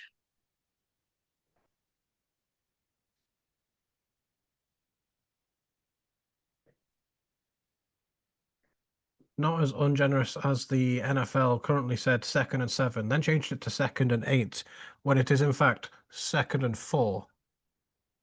I was going to say he got at least 5 yards on that rush, yeah. 2nd and 4 at the Dolphins 9. Mariota under center, hands off to the back, who spins his way for a couple down to the 7, I think. 3rd and 2. Probably 4 down territory with you when you're this close to the line to gain and this close to the end zone, though. Never ceases to amaze me a company like NFL Network hire someone who can't get that right down the distance. 3rd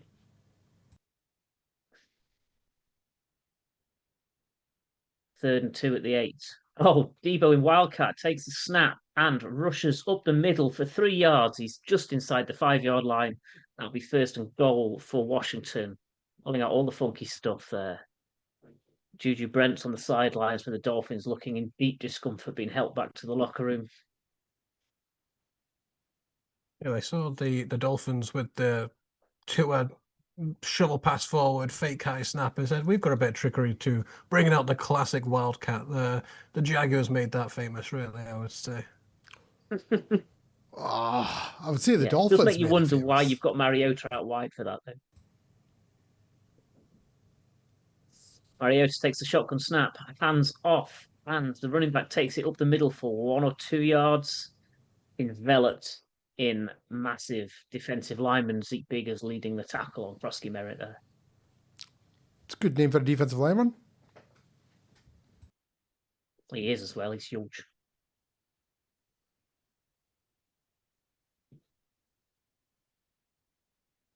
Frosky Merritt subbing out, which delays this snap. Mariota on his own in shotgun brings McNichols back alongside him from the edge of the formation. 6 on the play clock. Takes the snap. Hands off to McNichols. McNichols picks his way up the middle, pushing a man trying to move the pile at the 2-yard line, but is brought down. 3rd and goal from the 2 coming up for the Commanders. I mentioned how poor both sides were 3rd down in the first half. Well, the second down, there's only been 1 failed 3rd down. Both teams succeeding. Washington have converted 3, Miami 2. This will be Washington's 4th one. And you would think 3rd and goal at the 1. They've got 2 downs to play with, but to keep the 3rd down conversions going nicely, I wouldn't mind, just 1 yard's all they need. But there is an official timeout with 6:52 remaining. Yeah, 6:52. Sam Cosme, the offensive lineman, down for the Commanders. Yeah, 6:52 to go in this game. We're tied at 13 in the 4th quarter. Miami Dolphins, Washington Commanders. You're watching the WinFL show. It's me, Ian McKinnon, Patrick Jackson, and Jake McGee. And this second half has been a lot more entertaining already than the first half. A lot more entertaining. We've had no turnovers in this game yet.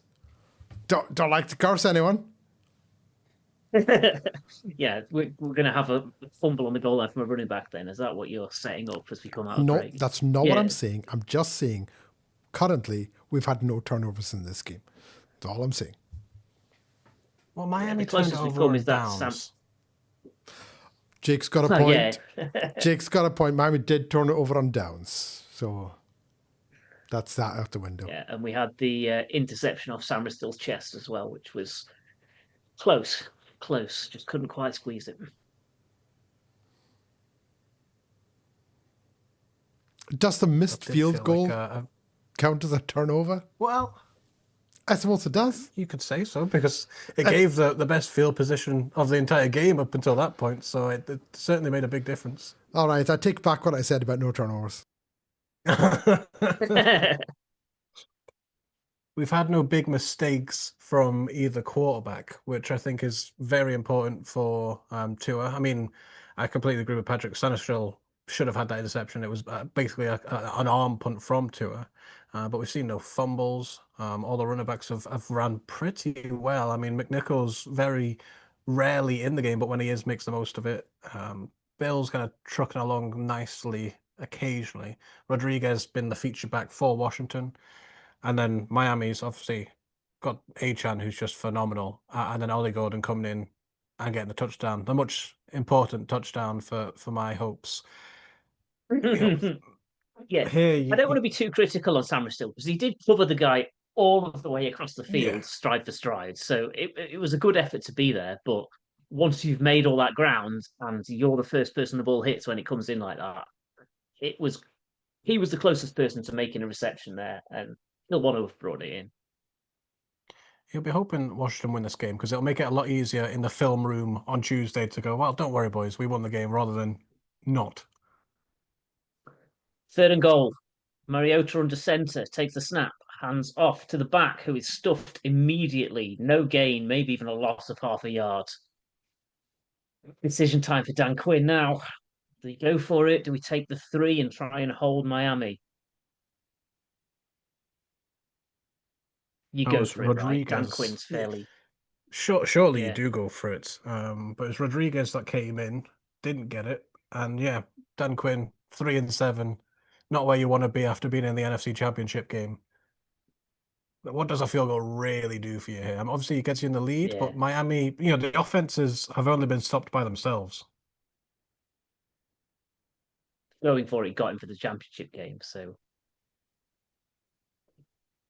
And delay of game or a timeout for Washington as they struggle to get lined up in time to make the snap before the play clock expires.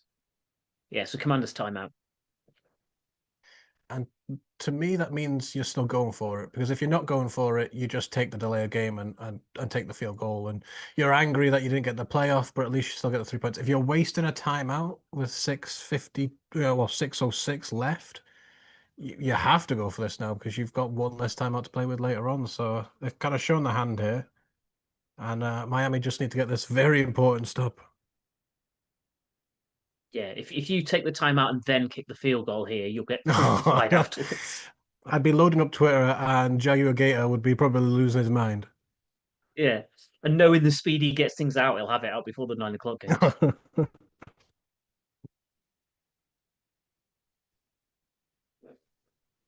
So, 4th and goal. Zach Ertz lined up behind the formation, running back to the right of Mariota. Ertz slips, pass incomplete. They'll turn it over on downs. Unfortunate for the Commanders because the gap was there. Ertz slipped in his break and couldn't make it back to the ball. We said earlier, these teams are mirroring each other, and it's just scary how much they're mirroring each other because Miami turned it over on downs on the goal line, and now Washington turned it over on downs. And we'll see how the Miami offense does with being backed up on their own 1. Because, tied game, 6 minutes left. If you punt the ball back after going 3 and out in a short field, Washington will feel pretty confident still about that decision. Yeah. Ertz moving with the grace and speed of a sea lion there. In the water or out of the water? Just checking that. Sadly on rocks.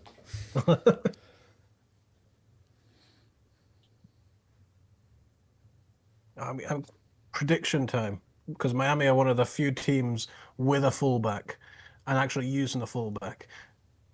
If I'm on Madden here, fullback dive. Get me 2-3 yards, Alec Ingold, please.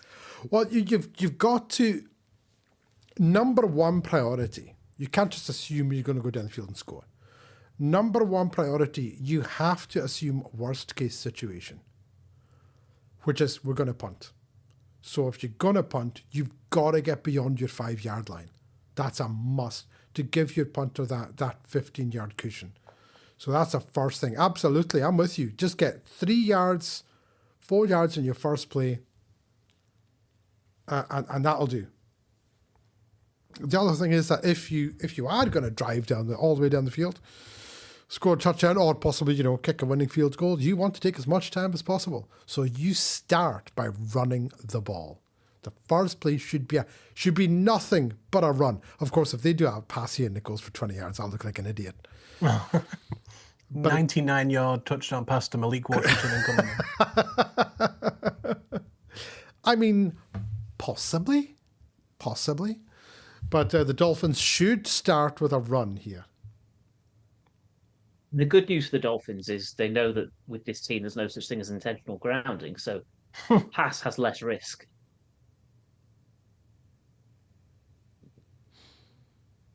To watch a replay of the interception there, and Ertz just lost his footing as he cut.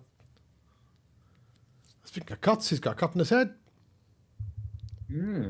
Yeah.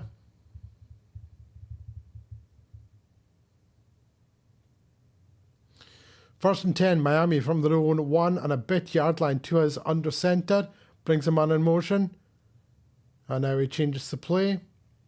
6:03 to go in the fourth quarter. Brings another man in motion. It's a handoff up the middle, and it's going left-hand side, 10, 15, 20, out to the 22-yard line. Goes Gordon.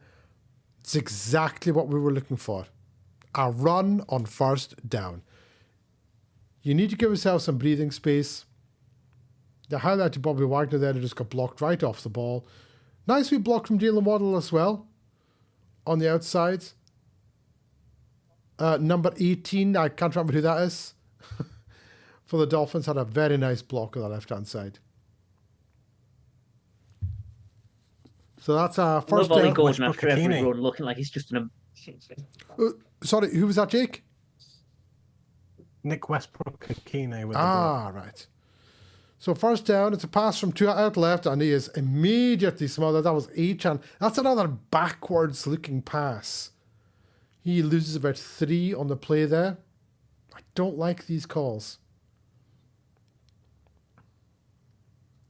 Devon, look at this graphic. Most rush yards after a missed tackle entering week 11. 358 for Achan, 280 for Robinson, 249 Williams, and then Cook 237.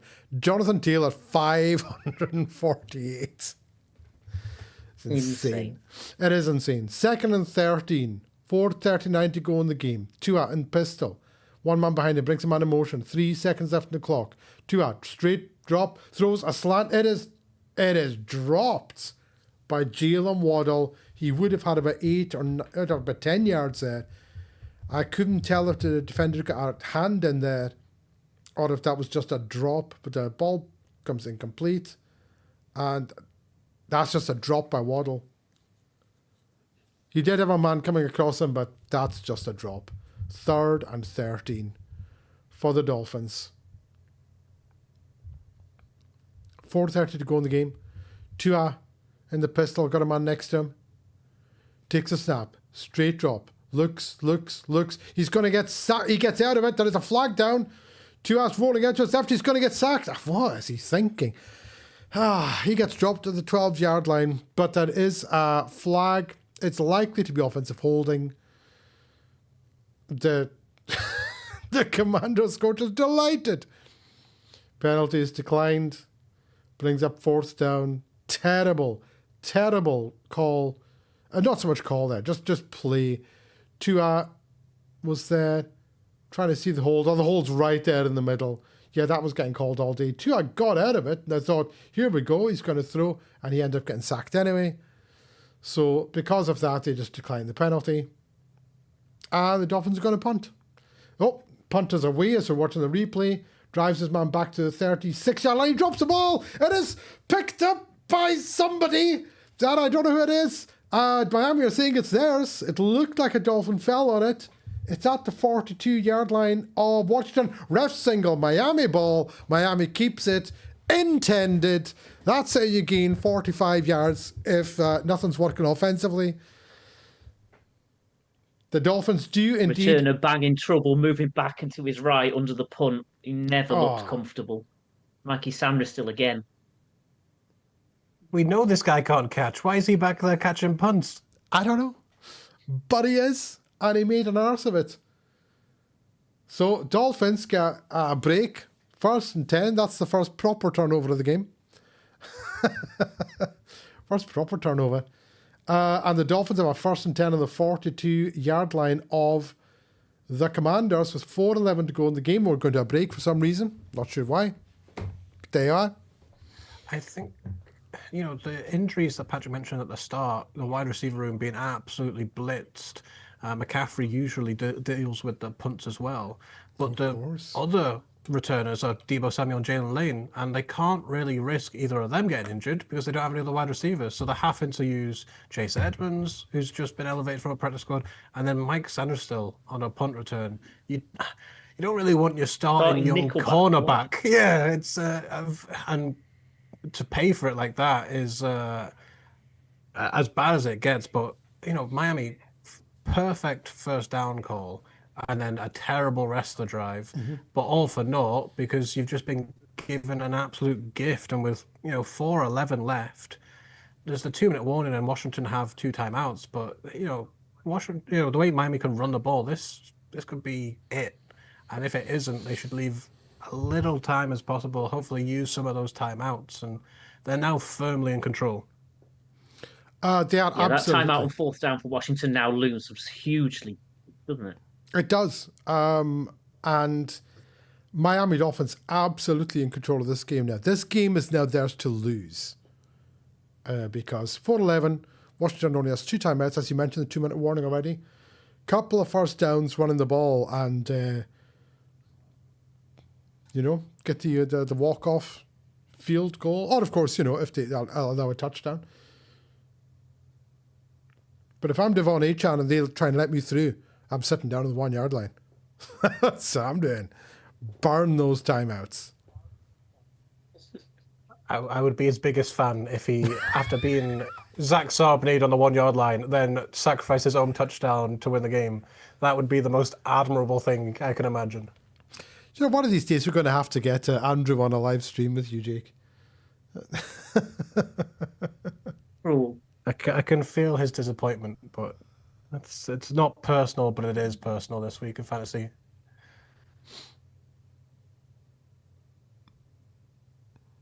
So 4:11, 1st and 10 Miami from the 42-yard line of Washington. If this isn't a run, I'd be shocked. Pistol formation for Tua. Commander showing blitz. It's a handoff up the middle. 1-yard pickup there. I think that was Gordon on the handoff. It was. So it's 2nd down. We have 4 minutes and counting. 2nd and 9. But the Dolphins are doing the right thing. Absolutely doing the right thing. They just want to run this ball down as much as they possibly can. Because even if they have to settle for a field goal, then they want to leave as little time as possible for Washington. Clock's down at 3:35. Tua in the pistol again, 2nd and 9. Gordon comes in motion. It's a handoff to Achane. He goes up the middle. He breaks a tackle and he screams through down to the 29-yard line and a 1st down.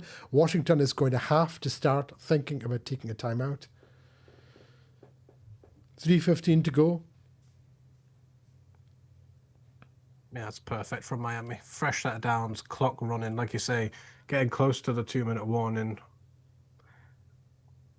Realistically, there's only 1 play left before the 2-minute warning, but I do believe Washington will utilize their timeouts before it gets to that. But so far, so good. I'll take from at a least, Miami perspective. Yeah. So 1st and 10 from the 29-yard line, Tua under center this time. Washington have got to be expecting the run. They're bunching up. It is an inside handoff again. That's Achane, but he goes out right and breaks it for about 5 yards, maybe 4. We'll see what they call it. 2:33 to go. Clock is still running. And I think Washington just took a timeout. Did they take a timeout There's a there? bit of time back on the clock. Yeah, bit of time back on the clock. They called it 2:34 for the timeout. But Washington now only one remaining. Obviously, the 2-minute warning will stop the clock. But if Miami get a first down in the position they are, they should be in a position to kick the game-winning field goal. Yes. So they're looking for a first down, obviously. 13-13 in our game with the timeout by Washington. They have one remaining. 2:34 to go. Washington has the ball with a 2nd and 5. Patrick, very quickly over to you. Oh, hang on. We're coming out of the timeout already. That was the shortest timeout of all time. Good grief. Play clock's down to 10. It's 2nd and 5 Miami. Play clock's already down to 5 seconds. Ball on the 24-yard line. It's an inside handoff to Etienne. He's out right. He's got the first down. 15, 10, and goes out of bounds at the 12-yard line. Stops the clock. They won't like that. But they got the first down. So I don't know why Etienne didn't just sit in it. I don't know why he didn't just sit down, tried to fight for yardage. He goes out of bounds and stops the clock. First and goal, 2:29 to go. I don't like that play. That should have taken us to the 2-minute warning. You're almost in let them score and give yourself 2 minutes to reply territory. Tua gets a snap, hand off, left-hand side, Etienne. That's nothing doing. 1 yard. Jake. Yeah, it was savvy by Jonathan Jones to push him out of bounds. That's a veteran experience maybe showing over Etienne, who's still a relative youth. But yeah, if he sits down there, we go to 2-minute warning instead. We're now 2nd and goal, 2:24 left, and Washington using their 3rd and final timeout. So the clock will only stop one more time for Washington, realistically, unless someone else makes the boneheaded decision and goes out of bounds. Or incompletion. Or an incompletion. Well, Miami should not throw at all. There is no situation in which Miami throw this ball. But instead of it being the 2-minute warning, it's 2:24 to go. And 24 seconds is a lifetime in the NFL. 2nd and goal from Miami, 2:24. If they try to let you score, you sit down on the 1-yard line. And you take it to the 2-minute warning. Washington cannot stop the clock. Tua bobbles the snap, pitches it out to Etienne, who runs it forward to the 5, to the 4. I think he's at the 1. They do indeed mark him at the 1. I thought he'd scored. That's good. Andrew McCaskill. Oh, my word, saying, who has Jake paid to stop Etienne getting into the end zone? That's the 2-minute warning. I'd like to point out here that I'm very impartial in this game as to who wins. It doesn't bother me who wins this game. But it's kind of hilarious, this back and forth between Mr. McCaskill and Jake here. At first I thought that they'd let Etienne score, and then I saw they were tackling him, and then I saw Etienne fighting for the score. I'm like, what are you doing? Sit in the 1-yard line. What a fantastic tackle by Jordan McGee on the 1-yard line. I mean, what is not to love about that? And I'll be a really nice guy, Andrew, because I know you're listening. You have Marvin Harrison Jr. in your lineup who's going to get you 0 points. Swap him out. There you go. We'll call it even. Oh, that is the most magnanimous thing you're ever going to get on a live stream. There you go. Did you hear that, Andrew? Get rid of him. If you've got him, get him out of there. Yeah, still recovering from that appendectomy. It's a tough thing to go through in the middle of the season. Yeah. Doesn't help Jacoby Brissett when your best wide receiver is supposed to listen. So be the Trey McBride show, I imagine, for Arizona again. But... whoever's got Trey McBride's going to get 1 million fantasy points. But back to our game here. 3rd and goal at the 1, 2 minutes. They can't stop the clock. How cute do you get if you're Miami? Do you kneel the ball? Yes. And then kick a field goal? Yep, that's But that exactly what leaves, you do. you'd still leave, no, because you'd still leave 1 minute 20 at worst. You just have to try and score a touchdown here and then trust your defense Well, is it with, is it second and a goal? minute 50 left. No, third and goal. So Oh, you can't kneel twice. third and goal. All right, no, in that Yeah. case. No. I thought it was second and goal. Third and goal, no, you go for the touchdown. If they stop you, Yeah. no worries. But you go for the touchdown here. Andrew says, what a man he is. I'm assuming he's talking about you, Jake. I'm assuming, Could be one of any three of us, I'm sure. just assuming he's talking about you. And obviously, back to being a bad guy in Andrew's eyes. Let's get the fullback some love. Alec Ingold touchdown. Yeah. Tua, quarterback sneak. Drew Brees is it over the stack. I mean, I don't know if I would do that if I'm Tua because Frankie Louvu is known for jumping, over the line of scrimmage. So you want to risk that. No, you absolutely run the ball here. This isn't even a question. They're in the pistol formation. Echan alone back. It's 2 minutes to go in the fourth. It's a handoff. It's Echan at the right-hand side. He is stuffed. He is dropped. So, fourth and goal. Kinlaw and Wagner. Clock continues to Big run. bodies stopping that touchdown. Yeah.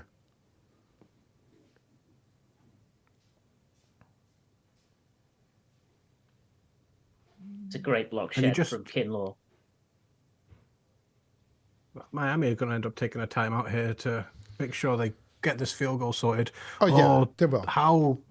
How crazy did they get fourth and goal at the one? Do they just say, we don't trust Washington to go 99 yards and we'll go for a touchdown? No, I mean, I absolutely don't not. know if I- No, you kick a field goal. You kick the field But- goal.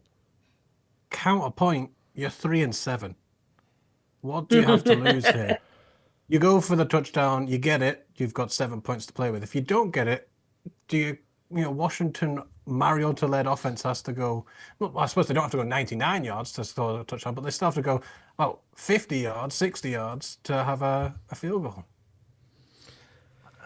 If I'm Mike McDaniel, I don't really care if I'm 3-8 or if I'm 4-7. I'm going for this, but I'm not giving it to Devon Achane. So, Yeah, Andrew says this has been frustrating. Mm-hmm. It's fourth and goal, 1:44 to go in the game. We're tied at 13. Dolphins have the ball. Achan injured and limping going off the off the- field. That's not ideal. You hope that's nothing serious because he's such a key player for Miami. Oh, he's been fantastic for them this entire game.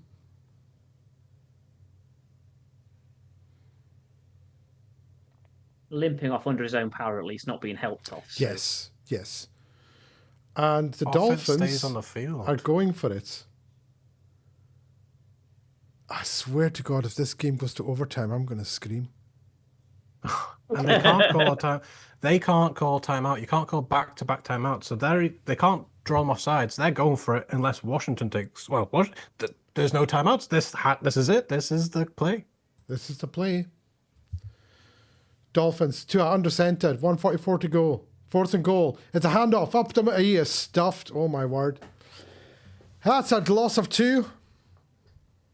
Yep. That was fourth and goal. And Quinn animated on the sideline.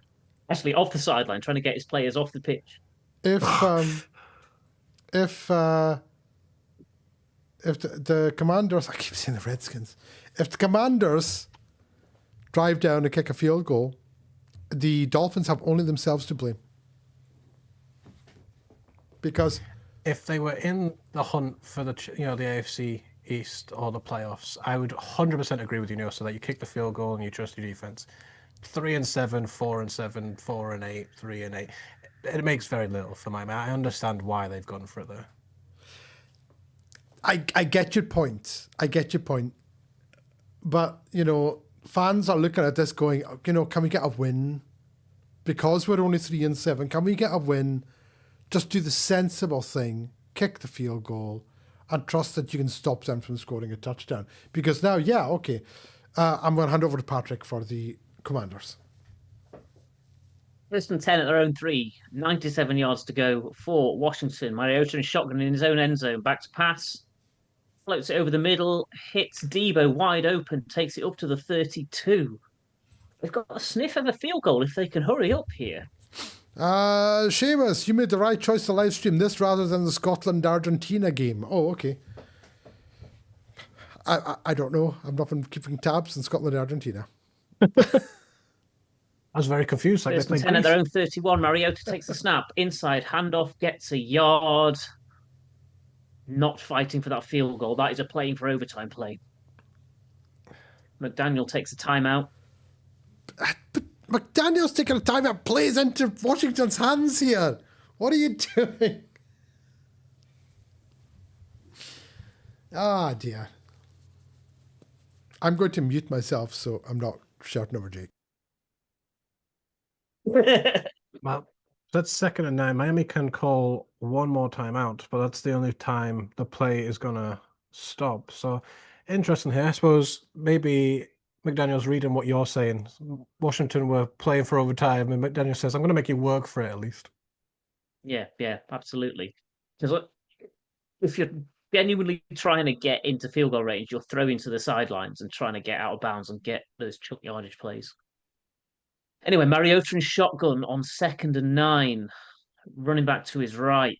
Takes the snap, back to pass. Fires out to Zach Ertz, who doesn't make any attempt to get to the sideline. Doesn't have any chance to get to the sideline.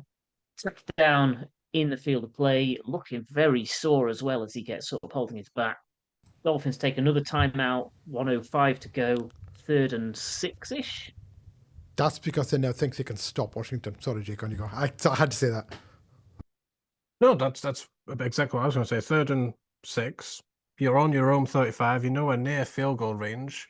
This plan from Washington's backfired, and McDaniel has called his bluff. And Miami could end up getting, the ball back, good punt return. They could be the one now kicking the field goal. So very conservative from Washington after such a great first play. Trust your quarterback. 3rd and 6. 1:05 to go at their own 35. Flips bunch tight to the right. Running back to his left in shotgun. One receiver out to the left. Takes the snap, back to pass. Fires past the rush, hits a man wide open on the right sideline, running into Dolphins territory down to the 40. Jacoby Jones, who didn't even make my depth chart that I wrote down last night. So another guy probably elevated off the practice squad. Turns the DB inside out down the right sideline. Yeah, notice how all of a sudden Washington remembered you can go out of bounds, and the momentum switches. And I would love to see the win percent meter just completely change and flip flopping back and forth because it's utter nonsense. Yeah, looking like an earthquake. 57 seconds to go. They're on the Dolphins 40. So now the field goal try is on if they can get a few more yards. High snap, hands off to Merritt up the middle for 2 yards. That is short gain. I mean, you maybe get 1 or 2 more snaps off playing like this.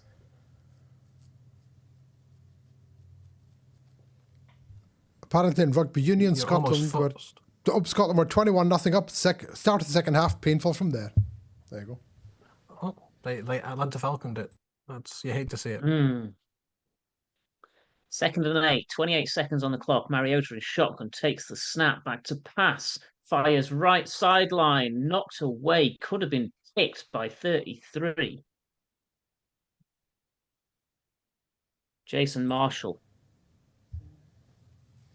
That's the first pass that's looked in the direction of Robbie Chosen, and very much nearly went the other way. So this is such a weird drive from Washington. 2 fantastic plays, and then the rest of it has been horrendous.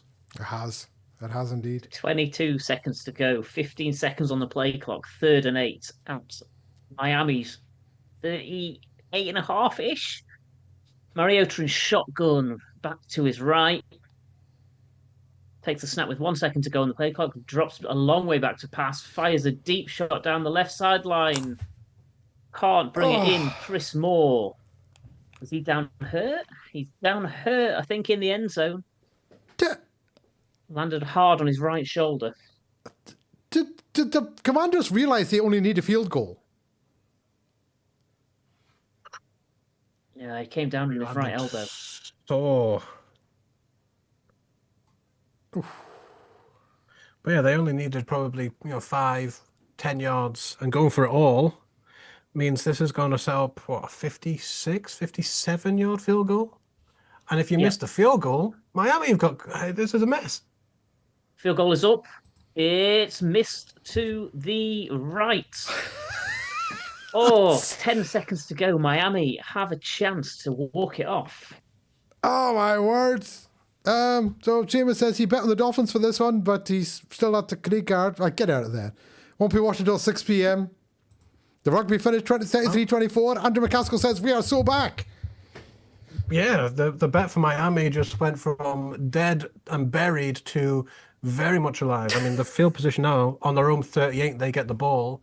You can get a 20-yard completion, get out of bounds.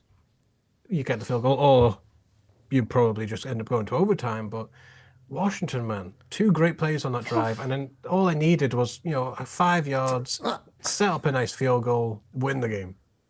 So Miami have the ball on their own 46-yard line with 10 seconds to go. Tua, back to pass. Looks, throws it out left. It's juggled and dropped by Waddle. He had 9 yards and he dropped it. He was wide open. And he dropped it. Did the Dolphins take that final timeout? I didn't realize that. I do apologize. Yes. Do apologize. Yeah, no timeouts. Still had them with a timeout there.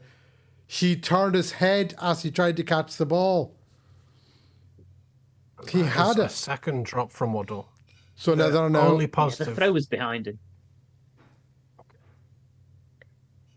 There are now 4 seconds to go. And the play clock just ran out. No, it didn't. They snapped the ball, and Waddle throws it short to the 40. It's Echan. He's not going anywhere. He's going to get tackled at 33. We're going to go into overtime, and I cannot be bothered with overtime. Another one. Both these teams just throwing chances away to win this game. We went into overtime last week, which I couldn't be bothered with. We went into overtime this week, which I can't be bothered with. Jake McGee, say something. Save me from this. Yes, I was going to say the only positive news for Miami was that Achan was back on the field and then gets an extra 3.2 fantasy points in garbage time as they just give him a 22-yard pass as time expires. So that kind of makes up for the touchdown, I feel like, because that was just a complete waste. You saw Washington just in the most prevent defenses of all time. And yes, an overtime is not what anybody wanted, No. Second international overtime in a row. But again, it's just 2 teams who had chances to win and haven't. They've literally squandered their chances to win. Miami had a chance to win it. They could kick the field goal, won it. The Commanders got down the field. They only needed 3 points. They attempted a ridiculous pass to the end zone when they only needed maybe 5-6 yards. Wasted that chance. Then Jalen Waddle, with a catch there, completely missed it. Would have got them into much better position. They're killing me, these teams. So each team gets 2 timeouts into overtime. Yeah, Miami not taking the lead at the end there feels like the most egregious mistake to me. To get it that far, the field goal that easy and go, no, do you know what? This is why they have 3 wins on the season. This is why. Because you don't take the wins when they're handed to you.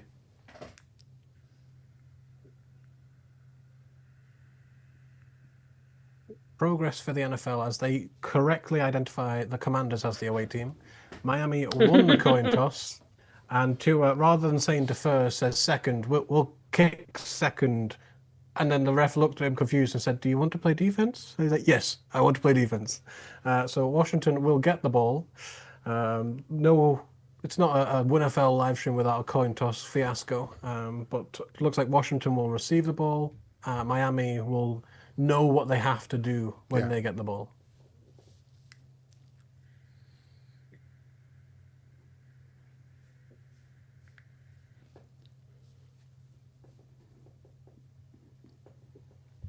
Yeah, it takes a surprising amount of training to be a guy who calls the toss on an NFL team.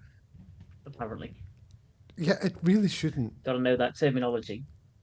You know, do you want to receive or do you want to defend? I mean, surely, as that last drive's happening, they're like, right, if this goes to overtime and we win the toss, because if you lose the toss, it doesn't matter. If we win the toss, are you kicking or are you receiving? Oh, we'll receive. There you go. That's your discussion over.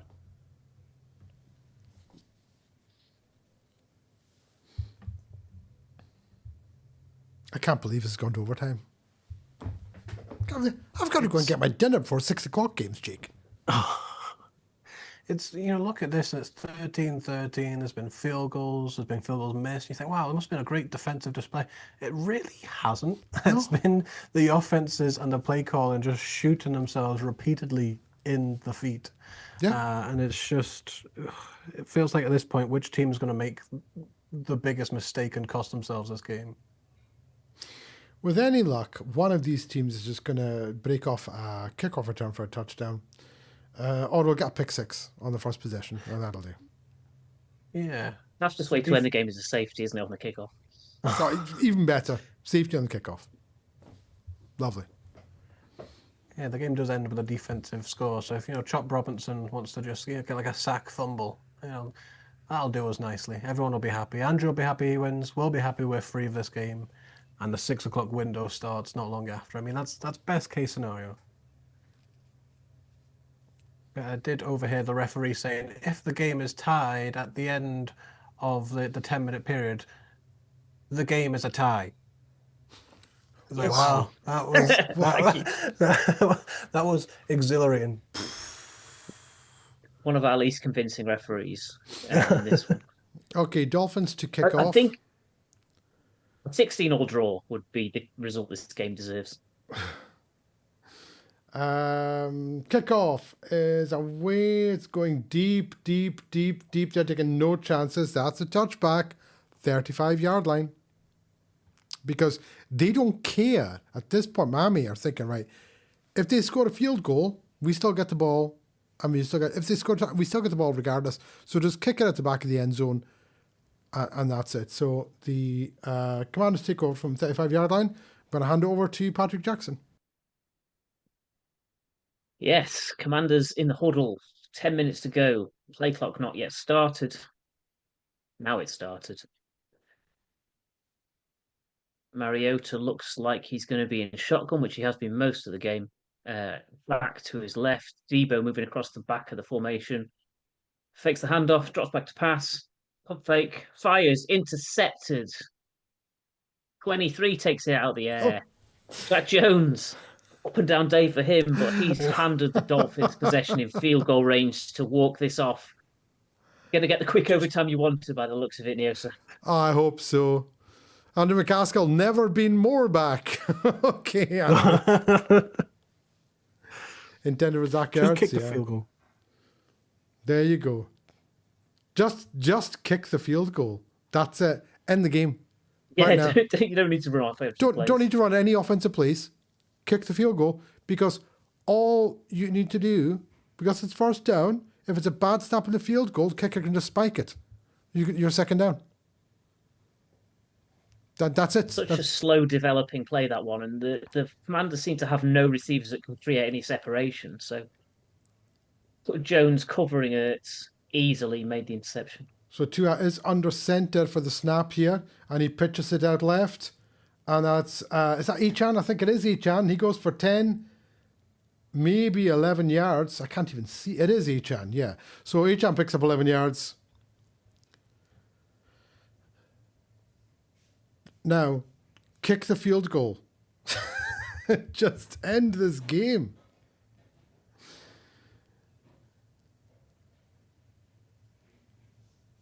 I mean, I get it. They're trying to get as close as they can. They're trying to get as close as they can. Ball on the two hands on the ball at all time. 23-yard line. Two on the pistol this time. Hand off to Echan. He's going right this time. He picks up 3, maybe 4 yards on the right-hand side. Takes it down to the 19. There's a bit of argy-bargy going on the far sideline.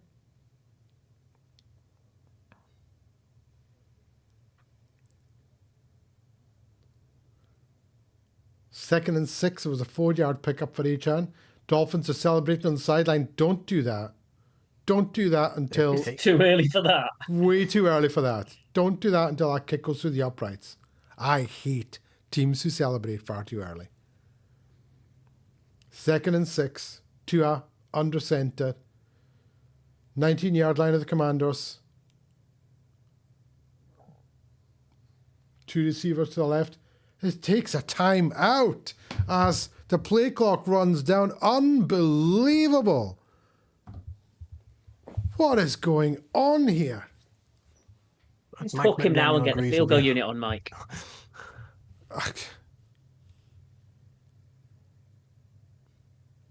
Unbelievable. I can't believe that. How many times have we seen play clocks been the death of these offenses? Is that the third time? Fourth time?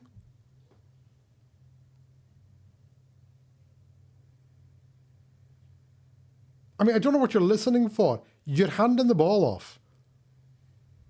Yeah. It's like, Find the right hash mark. I didn't get the play in.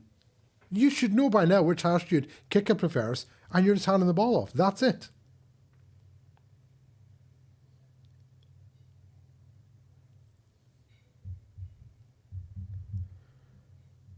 So, Tua under center from the 19-yard line. Again, 2nd and 6.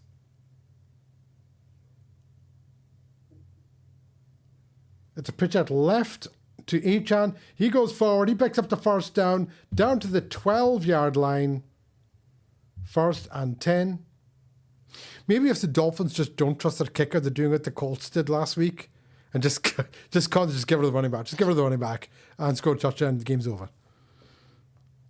The worst case scenario for me, because we saw Jonathan Taylor run it off for the Colts. It feels apt that Devon Achan could run it off for the Dolphins, but I believe they are now on the 10-yard line going to send out the field goal unit. 1st and 10. Like you say, they've got plenty of downs to play with if the snap isn't good. Loads of downs. If there's a bad snap, the snapper can either spike it or just sit on it. Snap. Kick is up. It is good. There are no flags. This game is done. It is 16-13 to the Miami Dolphins after overtime. And I'll mark that as full time because can't put all that in. This game is over, gentlemen. My goodness. Jake McGee, what did you make of this game quickly? Yeah, a game of good offense until it got to the important parts. Yeah. A few mistakes, and we said ultimately it would be the team that makes the mistake that costs them. And Mariota throwing an interception immediately in overtime was the death. The Dolphins now 10-3 in November under Mike McDaniel. So they like a bit of November. Oh, they certainly do. Patrick, thoughts on the game? Yeah, Washington win the battle of Miami win the battle of two relatively mediocre teams, as all three of us predicted in the show last week. But yeah, they took it to overtime, and it was frictional and won by the team that avoided the last mistake rather than the team that really capitalized on anything. Yes, indeed. It was that game was way too much, way too difficult for what it should have been. It should have ended 15 minutes ago, but it didn't. So we've still got time, gentlemen, to catch up the 6 o'clock games. It's just coming up 1:45 now. So a huge thank you to Mr. Patrick Jackson. Thank you very much. Pleasure as always. Big thanks to Jake McGee. Thank you very much. Anytime, my friend. Andrew McCaskill says, never in doubt, Super Bowl incoming. Don't know about that, Andrew. Not if all your games are like this. And huge thank you to everybody watching at home. Don't forget to subscribe. Hit that subscribe button. Just 12 away from 100 subscribers. We'll see you next time.